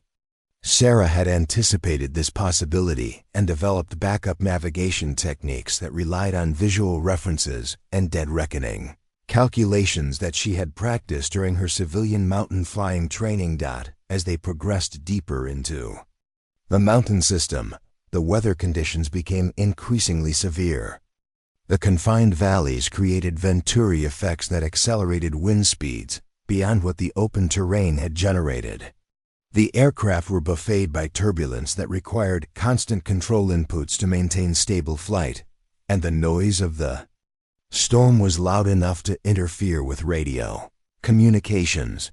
Sarah's flight path took them through a narrow canyon where the walls rose steeply on both sides, creating a natural corridor that provided some protection from crosswinds while allowing continued progress toward Pine Ridge Lodge. The passage required precision flying as the aircraft threaded between rock walls that left little margin for navigation error. "Mitchell, this is incredible flying," Crawford transmitted, his voice carrying admiration for Sarah's ability to maintain control in conditions that challenge the limits of helicopter capability. "I don't know how you're reading these wind patterns, but you're making this look routine." The compliment was gratifying, but Sarah remained focused on the technical demands of the flight. Her analysis of the wind patterns was based on visual observation of cloud movements, smoke patterns from scattered fires, and the behavior of water on exposed rock surfaces. The techniques weren't part of standard military training, but they provided critical information for safe navigation through the mountain terrain. 20-5 minutes after departure, Pine Ridge Lodge came into view through a break in the clouds. The sight was both encouraging and alarming. Encouraging because the building was still standing and people could be seen on the upper level. Alarming because the structure was clearly in imminent danger of collapse. The flood waters had risen to the second-floor windows, and the building was visibly leaning as its foundation eroded. "Rescue 2, I have a visual on Pine Ridge Lodge," Sarah transmitted to Crawford. "The building is in worse condition than reported. We need to get those people out immediately." Sarah's initial assessment of the rescue site confirmed her worst fears about the technical challenges involved. The lodge sat on what had been a rocky outcrop, but was now a small island surrounded by fast-moving flood water. The only possible approach was from the north side, where a sheer cliff face dropped 200 feet to the raging river below. Any hover operation would require maintaining precise position, while fighting unpredictable wind currents generated by the canyon walls. The rescue equipment configuration that Chen had installed included a specialized hoist system designed for mountain rescue operations.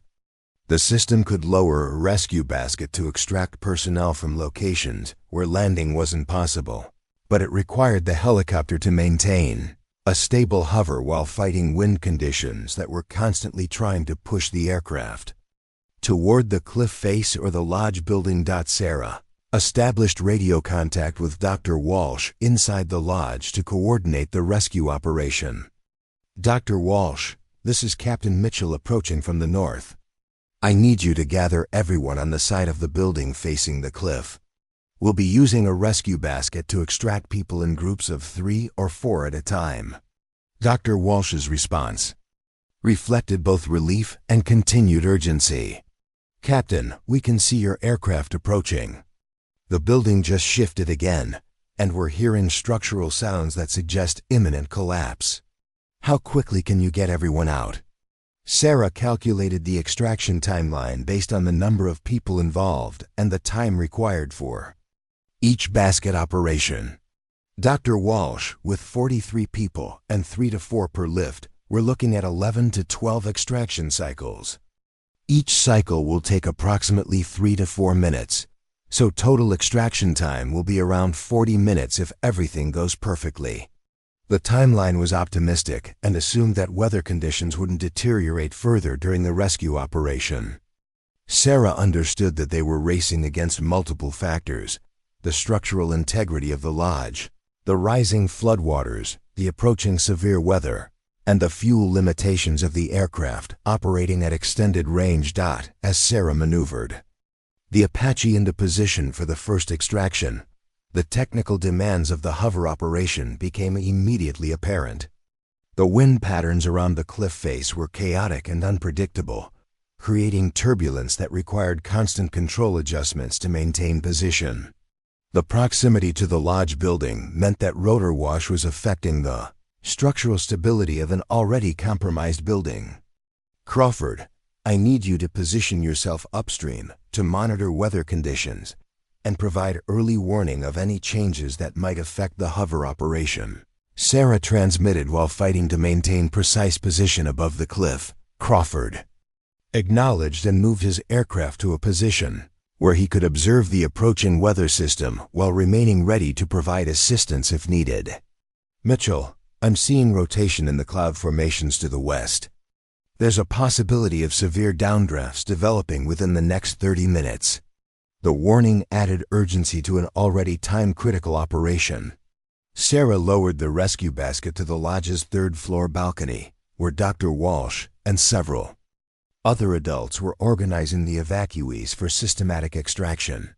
The first group consisted of the 3 medical emergency cases that Dr. Walsh had identified during her initial communication with Fort Braxton. The rescue basket operation required coordination between Sarah's aircraft control, the hoist operator, and the people on the ground. Each lift had to be precisely timed to minimize the exposure to wind gusts, while ensuring that the evacuees were securely fastened in the rescue equipment. The noise of the helicopter made verbal communication impossible, requiring hand signals and careful observation of the extraction process. The first extraction cycle proceeded smoothly despite the challenging conditions. The cardiac patient, diabetic individual, and pregnant woman were successfully lifted from the lodge and transferred to Crawford's aircraft, which had been configured for medical transport. However, as Sarah positioned the Apache for the second extraction cycle, the lodge building shifted noticeably, creating a visible lean that threatened to topple the structure into the floodwaters. "Dr. Walsh, the building is becoming increasingly unstable," Sarah transmitted. "We need to accelerate the extraction process. Can you organize people into larger groups for faster evacuation?" Dr. Walsh's response reflected the growing desperation of the situation. "Captain, we're loading 5 people into the basket now, but the floor is starting to crack under our feet. I don't think we have much time left." Sarah pushed the aircraft's performance to its limits as she conducted the second extraction. The hover operation required maintaining position within a few feet while the lodge building swayed and creaked beneath the downwash from the rotor blades. The precision required was beyond anything she had experienced during training exercises, and the margin for error was essentially 0. As the second group of evacuees was lifted clear of the lodge, Sarah could see that the building's foundation had been further undermined by the continuing flood waters. The structure was now leaning at an angle that made it clear that collapse was imminent. The remaining 35 people were trapped in a building that could fall into the raging river at any moment. "Crawford, the building won't survive much longer," Sarah transmitted while maneuvering for the third extraction. "We need to get creative about increasing the evacuation rate." Crawford's response demonstrated his growing understanding of Sarah's unconventional approach to problem solving. "Mitchell, what if we coordinate simultaneous extractions? I can position my aircraft on the south side of the building while you continue operations from the north side." The suggestion was tactically sound but extremely dangerous. Coordinating two helicopter hover operations in close proximity while fighting severe weather conditions and dealing with an unstable landing zone would test the limits of both pilots' abilities. However, it offered the possibility of cutting the evacuation time in half, which might be the difference between saving everyone and losing half the trapped civilians. Sarah's decision reflected the same willingness to take calculated risks that had characterized her entire approach to military aviation. "Crawford, let's do it. Position yourself on the south side, and we'll coordinate basket operations to maximize extraction efficiency." The dual aircraft rescue operation that followed would be studied in military aviation schools for years to come as an example of innovative problem solving under extreme pressure. Sarah and Crawford coordinated their movements with precision that demonstrated the highest levels of pilot skill, conducting simultaneous extractions while maintaining communication and avoiding collision in conditions that challenged every aspect of helicopter performance. The third and fourth extraction cycles proceeded with mechanical efficiency as the two pilots worked together to remove evacuees from the increasingly unstable lodge. However, as Sarah prepared for the fifth extraction cycle, the weather conditions took a dramatic turn for the worse. The rotation that Crawford had observed in the cloud formations developed into a microburst that sent powerful downdrafts sweeping through the canyon system. The sudden change in wind conditions caught both aircraft off guard, pushing them dangerously close to the lodge building and each other. Sarah fought to maintain control as the Apache was buffeted by wind gusts that exceeded anything they had encountered during the flight to Pine Ridge. The precision hover operation became a struggle for basic flight safety as the aircraft was tossed around by forces beyond the normal operational envelope. "All aircraft, emergency weather warning," came the transmission from Fort Braxton Meteorology. "Severe wind shear and possible tornado activity developing in your operational area. Recommend immediate abort of rescue operations and return to base." Sarah looked down at the lodge building, where 25 people remained trapped in a structure that was visibly deteriorating with each passing minute.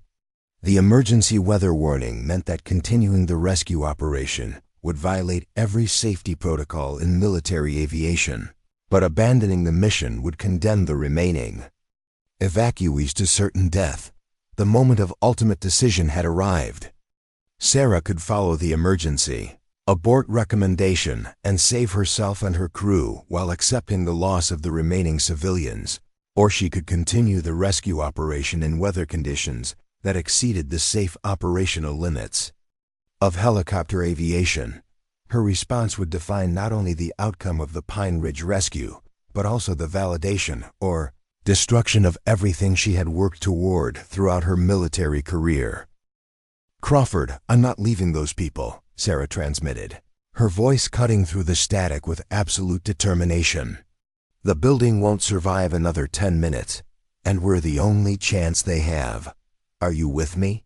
Crawford's response came without hesitation, despite the official recommendation to abort. "Affirmative, Mitchell. We finished this mission together. Those people trusted us to get them out, and we're not abandoning them now." The decision to continue the rescue operation in prohibited weather conditions represented a moment of shared courage that transcended military hierarchy and regulation. Both pilots understood that they were placing their careers and lives at risk, but the moral imperative to save innocent civilians overrode all other considerations. Sarah maneuvered the Apache back into position for the fifth extraction cycle, fighting wind conditions that were testing the absolute limits of the aircraft's performance capabilities. The microburst had created downdrafts exceeding 3,000 feet per minute, and the turbulence was so severe that maintaining precise hover became a constant battle against forces trying to slam the helicopter into the cliff face or the disintegrating lodge. Dr. Walsh, we're continuing evacuation operations, Sarah transmitted to the lodge. The weather has become extremely dangerous, so we need to move as quickly as possible. Load the basket with as many people as it can safely carry. Dr. Walsh's response reflected both gratitude and recognition of the extraordinary risk the pilots were taking. Captain, we understand the danger you're accepting to save us. We have 6 people ready for this lift, including all the remaining children. The decision to prioritize children in the dangerous extraction demonstrated the kind of tactical thinking that had characterized Sarah's approach throughout her career. By evacuating the most vulnerable individuals during the worst weather conditions, she was ensuring that even if the mission had to be aborted, the people least capable of surviving a building collapse would be safe. The 5th extraction cycle became a masterpiece of precision flying under impossible conditions. Sarah held the Apache in a hover that required constant control inputs to compensate for wind gusts that were trying to push the aircraft in multiple directions simultaneously. The rescue basket swayed wildly as it was lowered to the lodge, requiring perfect timing to safely load the evacuees without injury. As the basket was raised with 6 children secured inside, the lodge building made a sound that everyone could hear, even over the noise of the helicopter engines. A major support beam had cracked, and the entire structure shifted another few degrees toward the floodwaters. The remaining evacuees could be seen scrambling to maintain their footing on floors that were no longer level. Building integrity is critical, Crawford transmitted while positioning himself for the next extraction. We're looking at minutes, not tens of minutes, before complete structural failure. Sarah acknowledged while transferring the rescued children to safety. The logistics of the operation had become a complex coordination between aircraft positioning, basket operations, and structural stability assessment.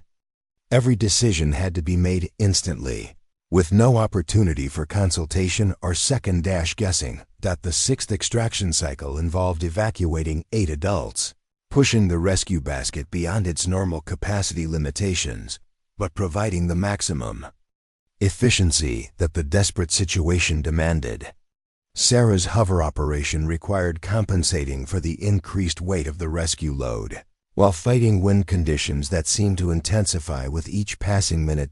As the basket was raised with the 8th group of evacuees, Sarah noticed that the Apache's fuel consumption was approaching critical levels.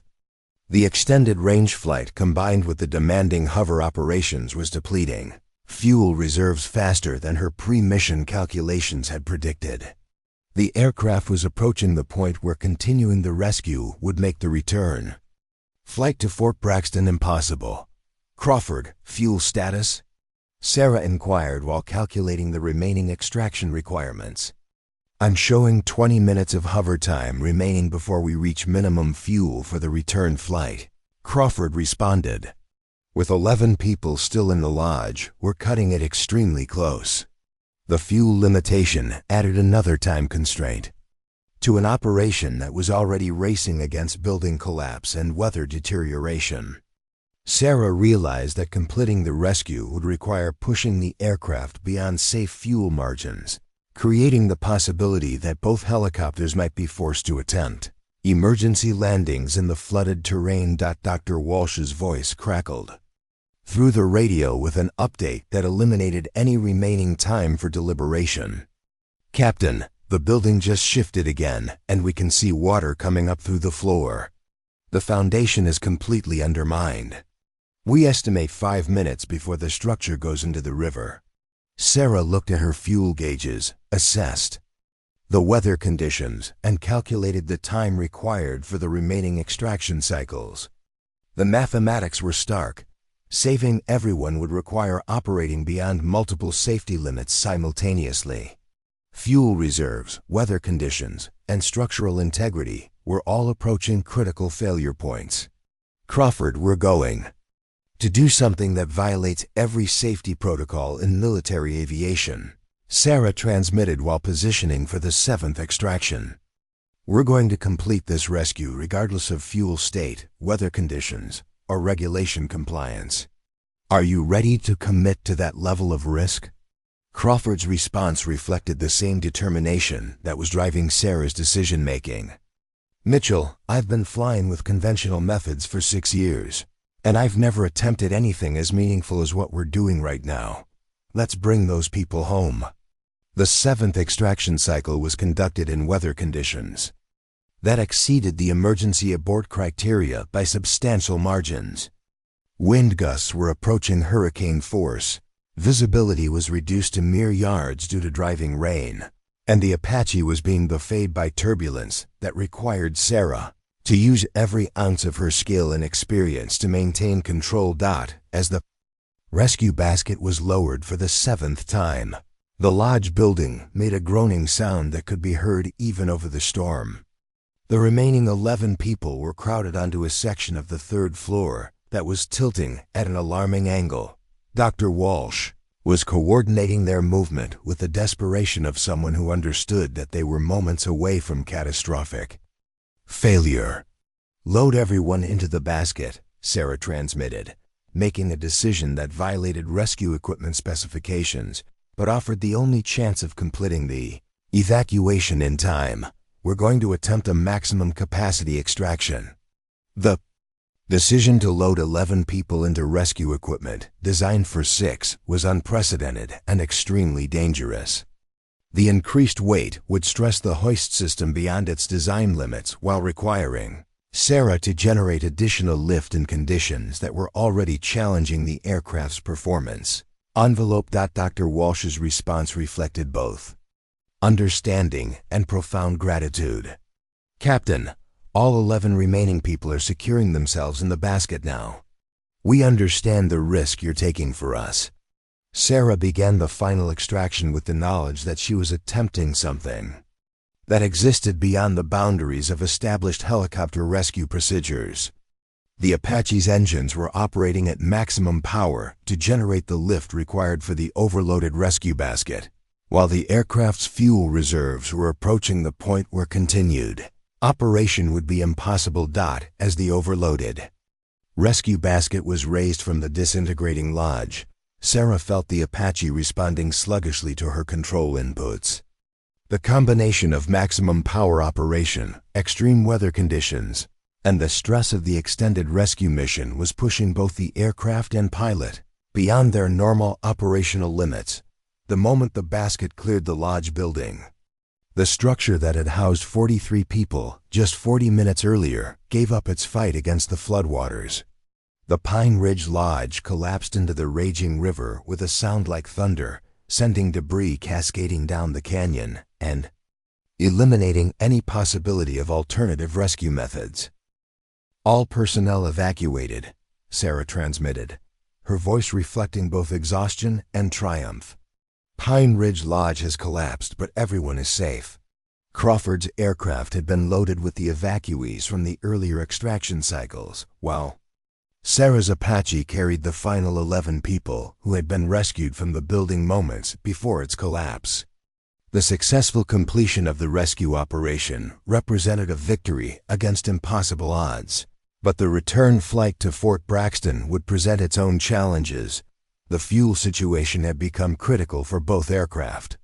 Sarah's calculations indicated that the return flight would require flying at optimal efficiency, with no margin for navigation errors or weather delays. The storm system was continuing to intensify, and the fuel reserves were insufficient for any significant course corrections or extended flight time. Mitchell, I'm showing fuel state approaching emergency levels, Crawford transmitted while beginning the formation flight back toward Fort Braxton. We need to fly the most direct route possible and pray that the weather doesn't force any detours. Sarah's response reflected the same analytical approach that had characterized her entire career. Crawford, I've identified a return route that uses thermal assistance and wind patterns to minimize fuel consumption. Follow my lead, and we'll make it back with reserves to spare.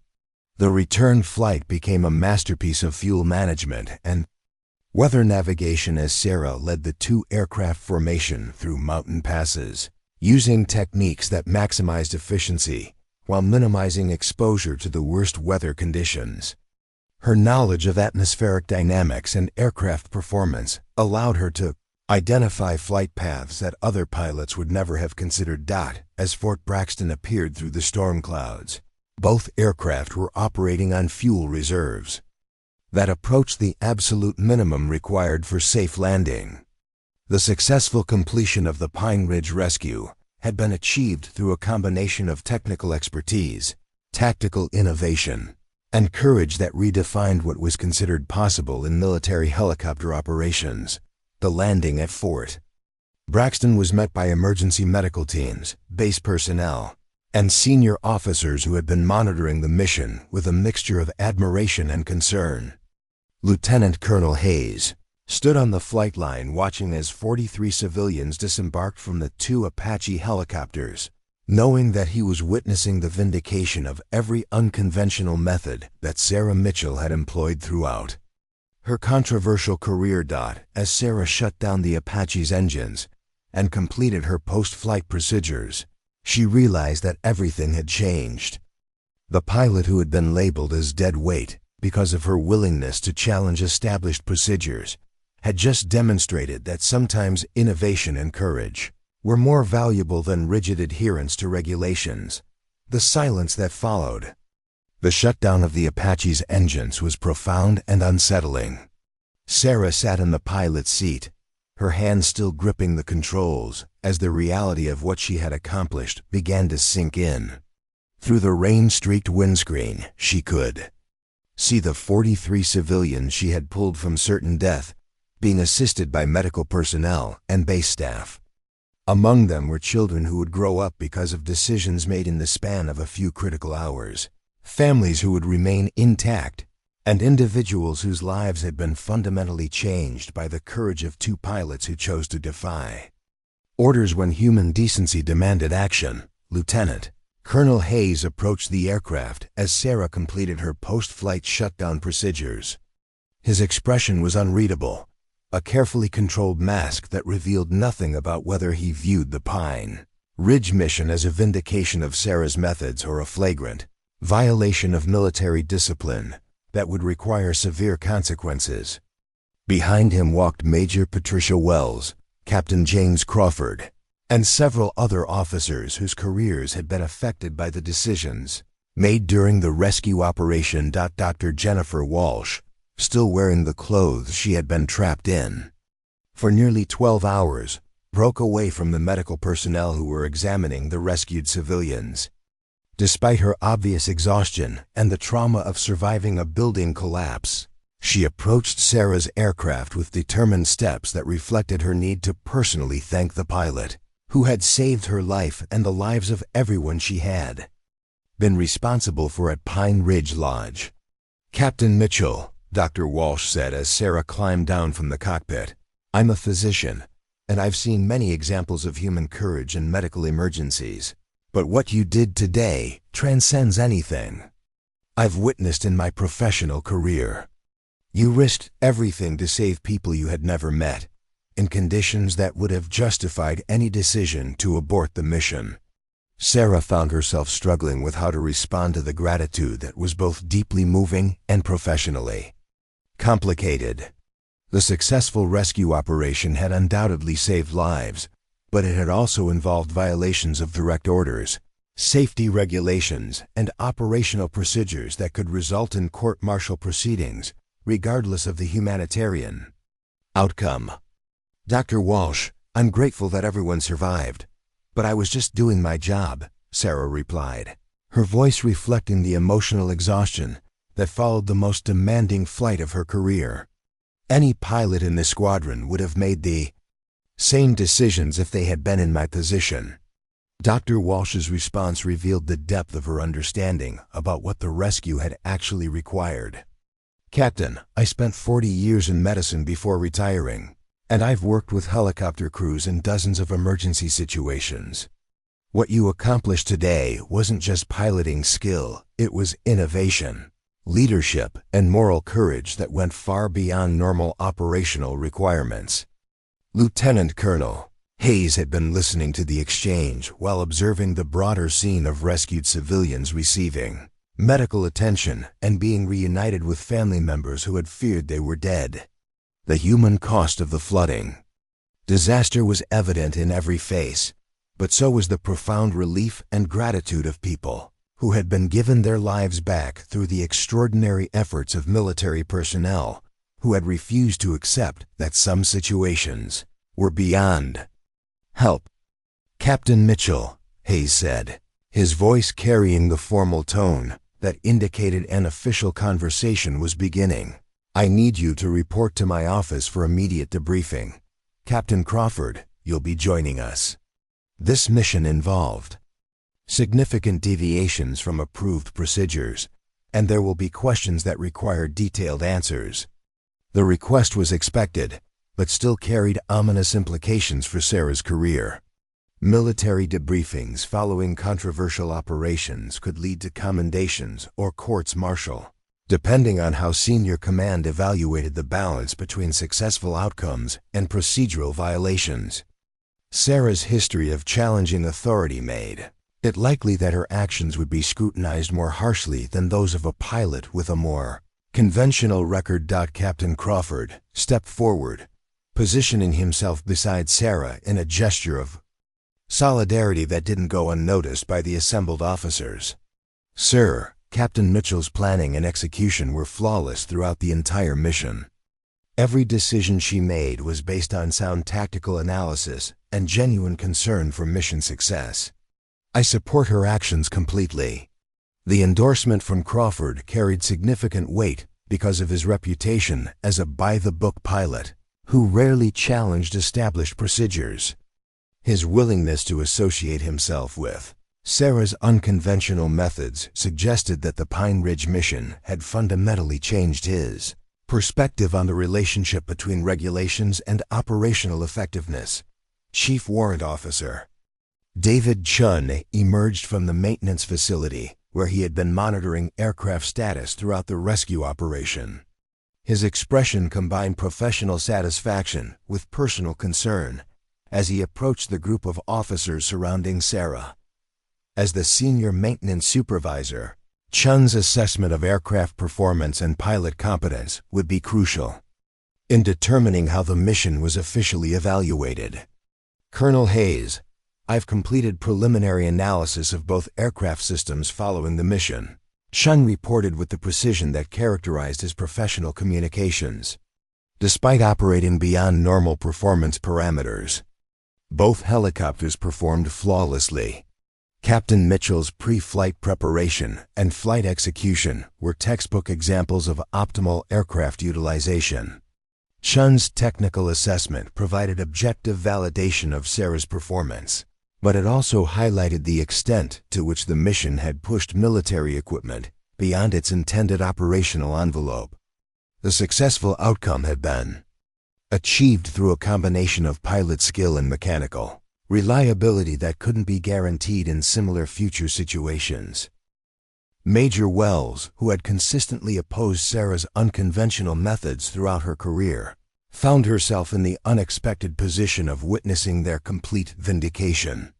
The systematic approach that Wells had advocated would have resulted in the deaths of 43 civilians, while Sarah's willingness to operate outside established procedures had achieved a perfect rescue with no casualties. Captain Mitchell, Wells said, her voice reflecting a complexity of emotions that included professional respect and personal reassessment. Your analysis of the flood dynamics and weather patterns was significantly more accurate than the official assessments provided by specialized agencies. Your tactical planning identified solutions that weren't apparent to personnel with years of emergency management experience. The acknowledgement from Wells represented a profound shift in the professional relationship that had been characterized by institutional conflict and mutual frustration. Sarah realized that the Pine Ridge mission had forced everyone involved to reconsider their assumptions about the value of innovation versus adherence to established procedures. Dr. Marcus Webb, the base meteorologist who had provided weather briefings throughout the disaster response, approached the group with updated analysis that put the rescue mission into broader perspective. His data revealed that Sarah and Crawford had conducted helicopter operations in weather conditions that exceeded emergency abort criteria by substantial margins. Captain Mitchell, my post-mission analysis shows that you flew through weather conditions that our models classified as impossible for helicopter operations, Dr. Webb reported with obvious admiration. Wind shear, turbulence, and visibility factors all exceeded the parameters that define safe flight operations. Your ability to navigate through those conditions suggests flying skills that go beyond conventional training. The meteorological assessment provided scientific validation of what everyone had witnessed. Sarah had accomplished something that existed outside the normal boundaries of helicopter aviation. The technical demands of the Pine Ridge rescue had required capabilities that couldn't be developed through standard military training alone. As the group moved toward the base operations center for the formal debriefing, Sarah noticed that personnel throughout Fort Braxton were watching her with expressions that ranged from admiration to curiosity.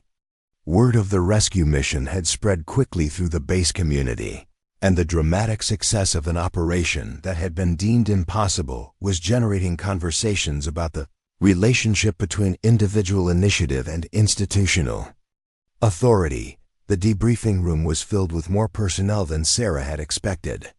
In addition to Lieutenant Colonel Hayes and the officers directly involved in the mission, representatives from higher command levels were present to assess the implications of an operation that had achieved unprecedented success through unprecedented methods. The formal nature of the proceedings suggested that Sarah's career was being evaluated at levels far above the squadron command. Colonel Patricia Martinez, the base commander who had overall authority for Fort Braxton operations, entered the room with the bearing of an officer whose decisions would determine how the Pine Ridge mission was officially characterized. Her expression revealed nothing about her assessment of the situation, but her presence indicated that the rescue operation had attracted attention from the highest levels of military leadership. Ladies and gentlemen, we're here to conduct a comprehensive review of rescue operations conducted at Pine Ridge Lodge during the Esperanza Valley flooding emergency, Colonel Martinez announced with the formality that characterized significant military proceedings. This debriefing will examine all aspects of mission planning, execution, and outcomes to determine lessons learned and potential policy implications. Sarah understood that the debriefing represented more than just an evaluation of a single rescue mission. The Pine Ridge operation had demonstrated that unconventional methods could achieve results that established procedures couldn't match, raising fundamental questions about how military aviation should balance innovation with standardization. The technical review of the mission began with detailed analysis of flight paths, weather conditions, and aircraft performance parameters. Sarah's navigation through the mountain terrain was examined using GPS, tracking data that revealed the precision and innovation of her approach to the challenging conditions. The fuel management techniques that had enabled the extended-range mission were analyzed as potential modifications to standard operational procedures. Captain Crawford's testimony provided crucial support for Sarah's decision-making throughout the mission. His detailed account of the coordination required for the dual aircraft rescue operation demonstrated the tactical sophistication that had been necessary to achieve the successful outcome. His willingness to participate in operations that exceeded normal safety parameters was characterized as essential to mission success. Dr. Jennifer Walsh was invited to provide civilian perspective on the rescue operation from the viewpoint of someone whose life had depended on the decisions made by military personnel. Her testimony was both emotional and analytically precise, describing the deteriorating conditions at Pine Ridge Lodge and the perfect timing of the evacuation, that had preceded the building's collapse by mere minutes.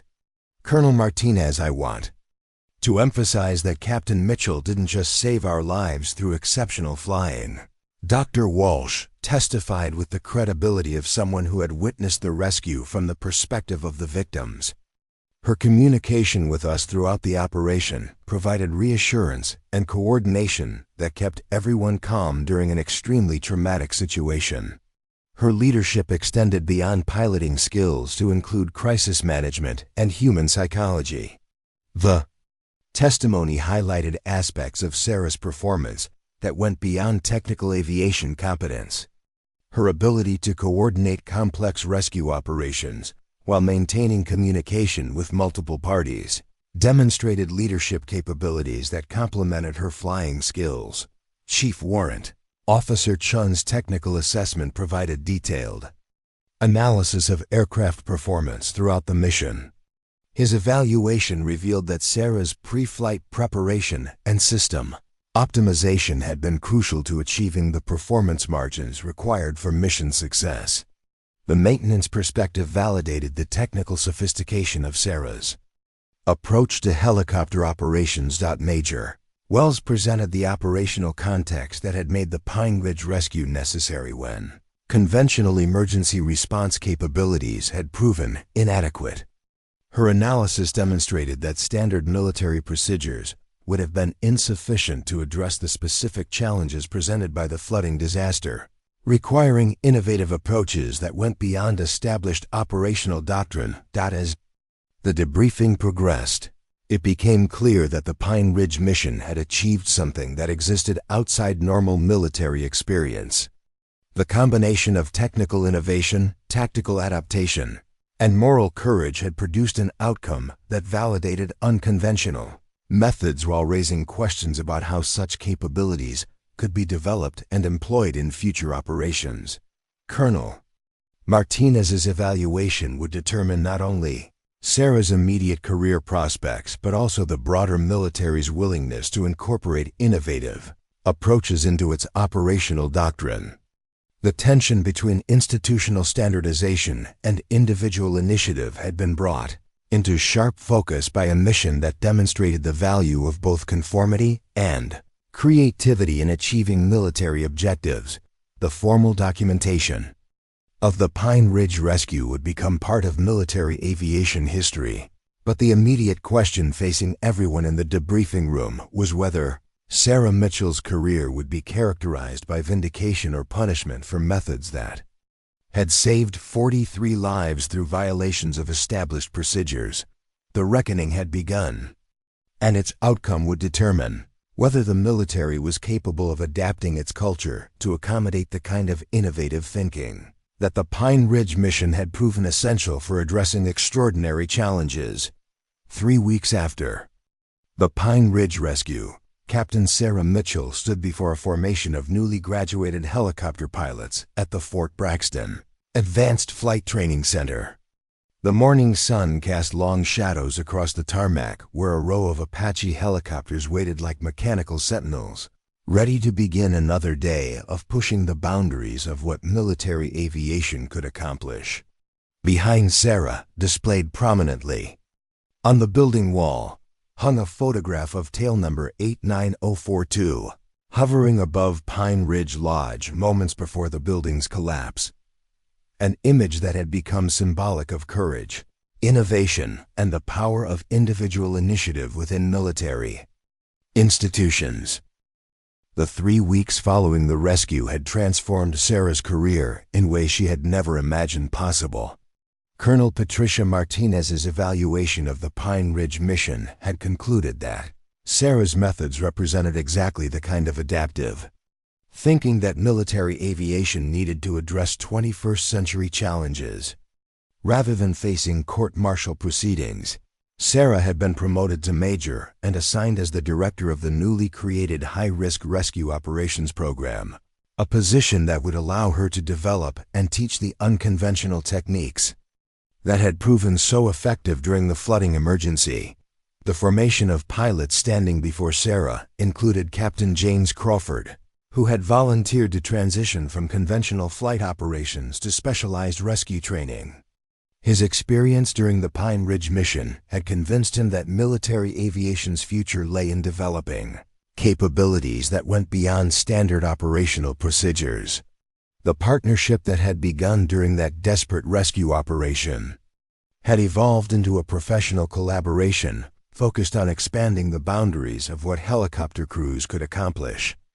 The mission we conducted at Pine Ridge Lodge challenged every assumption about what defines acceptable risk in military operations. Sarah began her address to the assembled pilots. We discovered that sometimes the greatest risk is accepting that certain situations are beyond help, rather than developing the skills and courage necessary to attempt the impossible. Standing among the audience was Dr. Jennifer Walsh, who had requested permission to attend the training graduation ceremony. 3 weeks after being rescued from a collapsing building, she had recovered from her physical injuries but carried emotional scars that served as a permanent reminder of how close she and 42 other people had come to losing their lives. Her presence at the ceremony represented the human connection that gave meaning to all the technical discussions about flight procedures and operational capabilities. Chief Warrant Officer David Chen watched from the maintenance facility, where he continued to serve as the senior technical advisor for the Advanced Rescue Program. His role had expanded to include developing aircraft modifications that would enhance performance capabilities for extended-range operations in extreme weather conditions. The lessons learned from the Pine Ridge mission were being incorporated into aircraft configurations that would make similar rescues more feasible in the future. Lieutenant Colonel Robert Hayes, who had authorized the Pine Ridge mission despite enormous pressure to follow safe procedures, had been commended by higher command for demonstrating the kind of leadership judgment that military institutions needed to cultivate. His willingness to trust Sarah's unconventional expertise had been recognized as exactly the type of decision-making that separated effective commanders from administrators who simply followed established protocols. The high-risk rescue operations program that Sarah now directed represented a fundamental shift in how military aviation approached emergency situations. Rather than limiting operations to scenarios that fit within established safety parameters, the program focused on developing capabilities that could address situations where conventional methods were inadequate. The curriculum included advanced weather navigation, precision flying techniques, extended-range flight planning, and crisis leadership skills that went far beyond traditional pilot training. Major Patricia Wells, who had initially opposed Sarah's methods, had become one of the program's strongest advocates after witnessing the Pine Ridge results. Her role as operations coordinator required her to develop training scenarios that would prepare pilots for the kind of complex, multi-factor challenges that emergency situations typically presented. The systematic approach that Wells brought to the program complemented Sarah's innovative techniques, creating a comprehensive training methodology that combined institutional knowledge with creative problem-solving. The pilots who graduate from this program will be prepared to operate in situations where the book doesn't provide answers. Sarah continued, gesturing toward the Apache helicopters that would be used for advanced training exercises. You'll learn to read weather patterns that aren't reflected in official forecasts, to navigate through terrain that challenges the limits of aircraft performance, and to make tactical decisions based on real-time analysis rather than predetermined procedures. The training program had attracted attention from military aviation units throughout the armed services, with requests for similar programs being submitted by commanders who recognized the value of developing capabilities that went beyond conventional operational doctrine. The Pine Ridge Rescue had demonstrated that individual initiative and technical innovation could achieve results that institutional conformity couldn't match, inspiring a broader reevaluation of how military organizations balanced standardization with adaptability. Dr. Marcus Webb, the base meteorologist whose weather analysis had been crucial during the flooding emergency, had been assigned to develop advanced weather interpretation techniques for the rescue program. His work focused on teaching pilots to identify atmospheric conditions that standard forecasting methods might miss, using the kind of environmental observation skills that Sarah had demonstrated during the Pine Ridge mission, the personal relationships that had been forged during the Pine Ridge operation had evolved into professional collaborations that enhanced the effectiveness of the entire program. Crawford's experience as Sarah's wingman during the rescue had given him insights into coordination techniques that were now being taught to all pilot teams. The trust and communication that had developed under extreme pressure provided a model for how rescue crews could function effectively in high-stress situations. Sarah's own transformation from controversial officer to program director reflected broader changes in how military institutions evaluated innovation and individual initiative. The qualities that had once been seen as problematic, her willingness to question established procedures, her tendency to analyze situations using methods that weren't part of standard training, her commitment to mission success over procedural compliance were now recognized as essential capabilities for addressing complex emergency situations. The Pine Ridge Lodge photograph that hung behind Sarah served as a constant reminder of what could be accomplished when individual expertise was given the freedom to address humanitarian crises.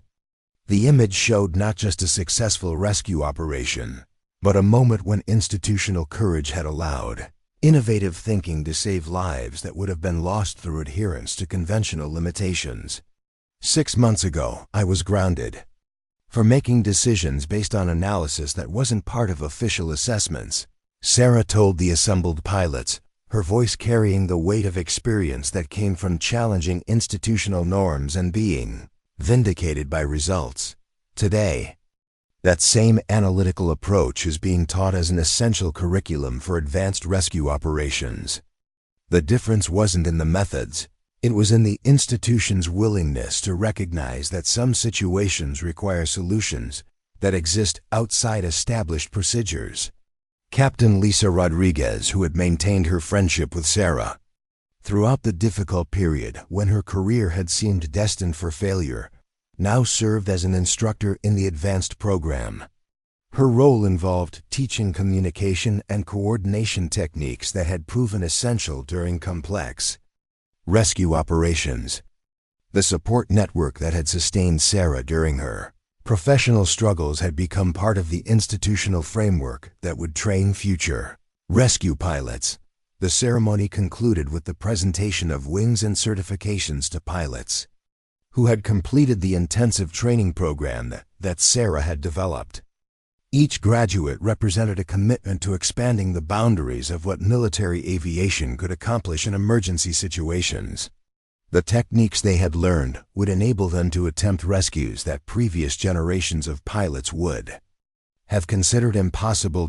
As the formation dispersed, and the new graduates prepared for assignments that would test their advanced training, Sarah remained on the tarmac beside the Apache helicopters that had become symbols of innovation and courage within military aviation. The machines that had once represented her frustration with institutional limitations now embodied the potential for individual expertise to create positive change within large organizations. Dr. Walsh approached Sarah as the ceremony concluded, carrying with her the emotional weight of someone whose life had been fundamentally changed by the courage of others. Major Mitchell, I wanted to thank you again, not just for saving our lives, but for demonstrating that sometimes the most important thing an institution can do is trust the expertise and judgment of individuals who see solutions that others miss. Sarah's response reflected the humility that had characterized her approach throughout her career, even as she had challenged the systems within which she operated. Dr. Walsh, I was just fortunate to be in a position where my training and experience could make a difference. The real credit belongs to commanders like Colonel Martinez and Lieutenant Colonel Hayes, who were willing to authorize missions that went beyond normal operational parameters. The conversation highlighted the complex relationship between individual initiative and institutional support that had made the Pine Ridge rescue possible. Sarah's technical expertise and innovative thinking had been essential, but equally important had been the leadership courage of commanders who were willing to accept risk in pursuit of humanitarian objectives. Chief Warrant Officer Chun approached from the maintenance facility, carrying technical reports that documented the aircraft modifications developed for the Advanced Rescue Program. His work had focused on optimizing helicopter performance for the kind of extreme conditions that rescue operations typically encountered, incorporating lessons learned from the Pine Ridge mission into standard aircraft configurations. Major, the latest test results show that our performance modifications have increased operational range by 18%, while improving stability in severe weather conditions.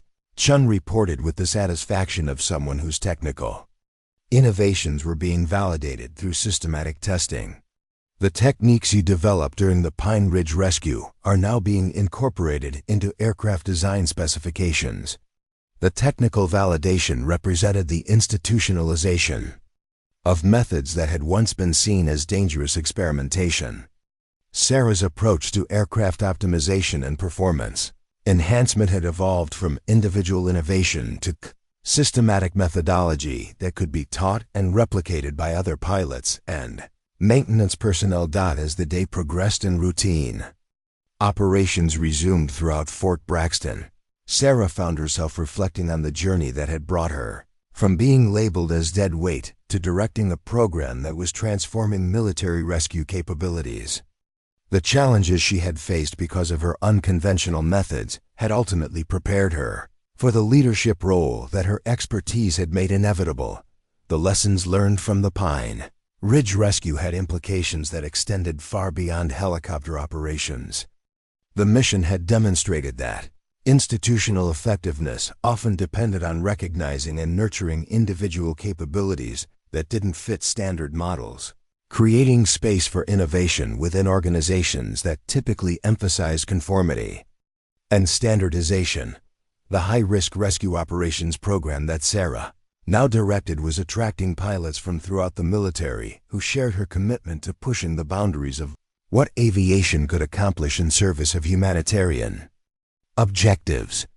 The program represented a new model for how military institutions could balance the need for standardized procedures with the reality that extraordinary situations required extraordinary responses. Years later, when military historians analyzed the transformation of rescue operations that began with the Pine Ridge mission, they would identify Sarah Mitchell's career as a case study in how individual expertise and institutional courage could combine to create positive change. Her journey from controversial officer to program director would be recognized as an example of how organizations could benefit from embracing rather than suppressing the innovative thinking that challenged established norms. The Apache helicopters that lined the Fort Braxton flight line continued to represent the cutting edge of military aviation technology, but they also symbolize something more profound: the recognition that mechanical capability alone was insufficient for addressing the complex challenges that emergency situations presented. The human expertise, moral courage, and innovative thinking that Sarah had brought to her profession were now recognized as essential components of effective rescue operations. Standing on the tarmac, where her career had once seemed destined for failure, Major Sarah Mitchell represented the transformation that was possible when institutions were willing to adapt their culture to accommodate the kind of thinking that could save lives in situations where conventional approaches were inadequate. The pilot who had been called dead weight had proven that sometimes the most valuable cargo an organization could carry was the willingness to challenge its own limitations in pursuit of greater effectiveness. The story of the Pine Ridge rescue would be told in military academies and aviation schools for generations to come, not just as an example of exceptional piloting skills, but as a demonstration of how individual courage and institutional flexibility could combine to achieve results that neither could accomplish alone. It was a story about the power of refusing to accept that some situations were beyond help, and the importance of developing capabilities that could address challenges that existed outside the boundaries of conventional solutions. They had called her dead weight until the day she piloted an Apache helicopter through impossible conditions and saved 43 lives. After that, they called her exactly what she had always been, an innovator, a leader, and a pilot whose commitment to saving lives had transformed not just her own career, but the entire institution's understanding of what was possible when expertise and courage were given the freedom to address humanity's greatest challenges. Up next, you've got 2 more standout stories right on your screen. If this one hits the mark, you won't want to pass these up. Just click and check them out. And don't forget to subscribe and turn on the notification bell so you don't miss any upload from us.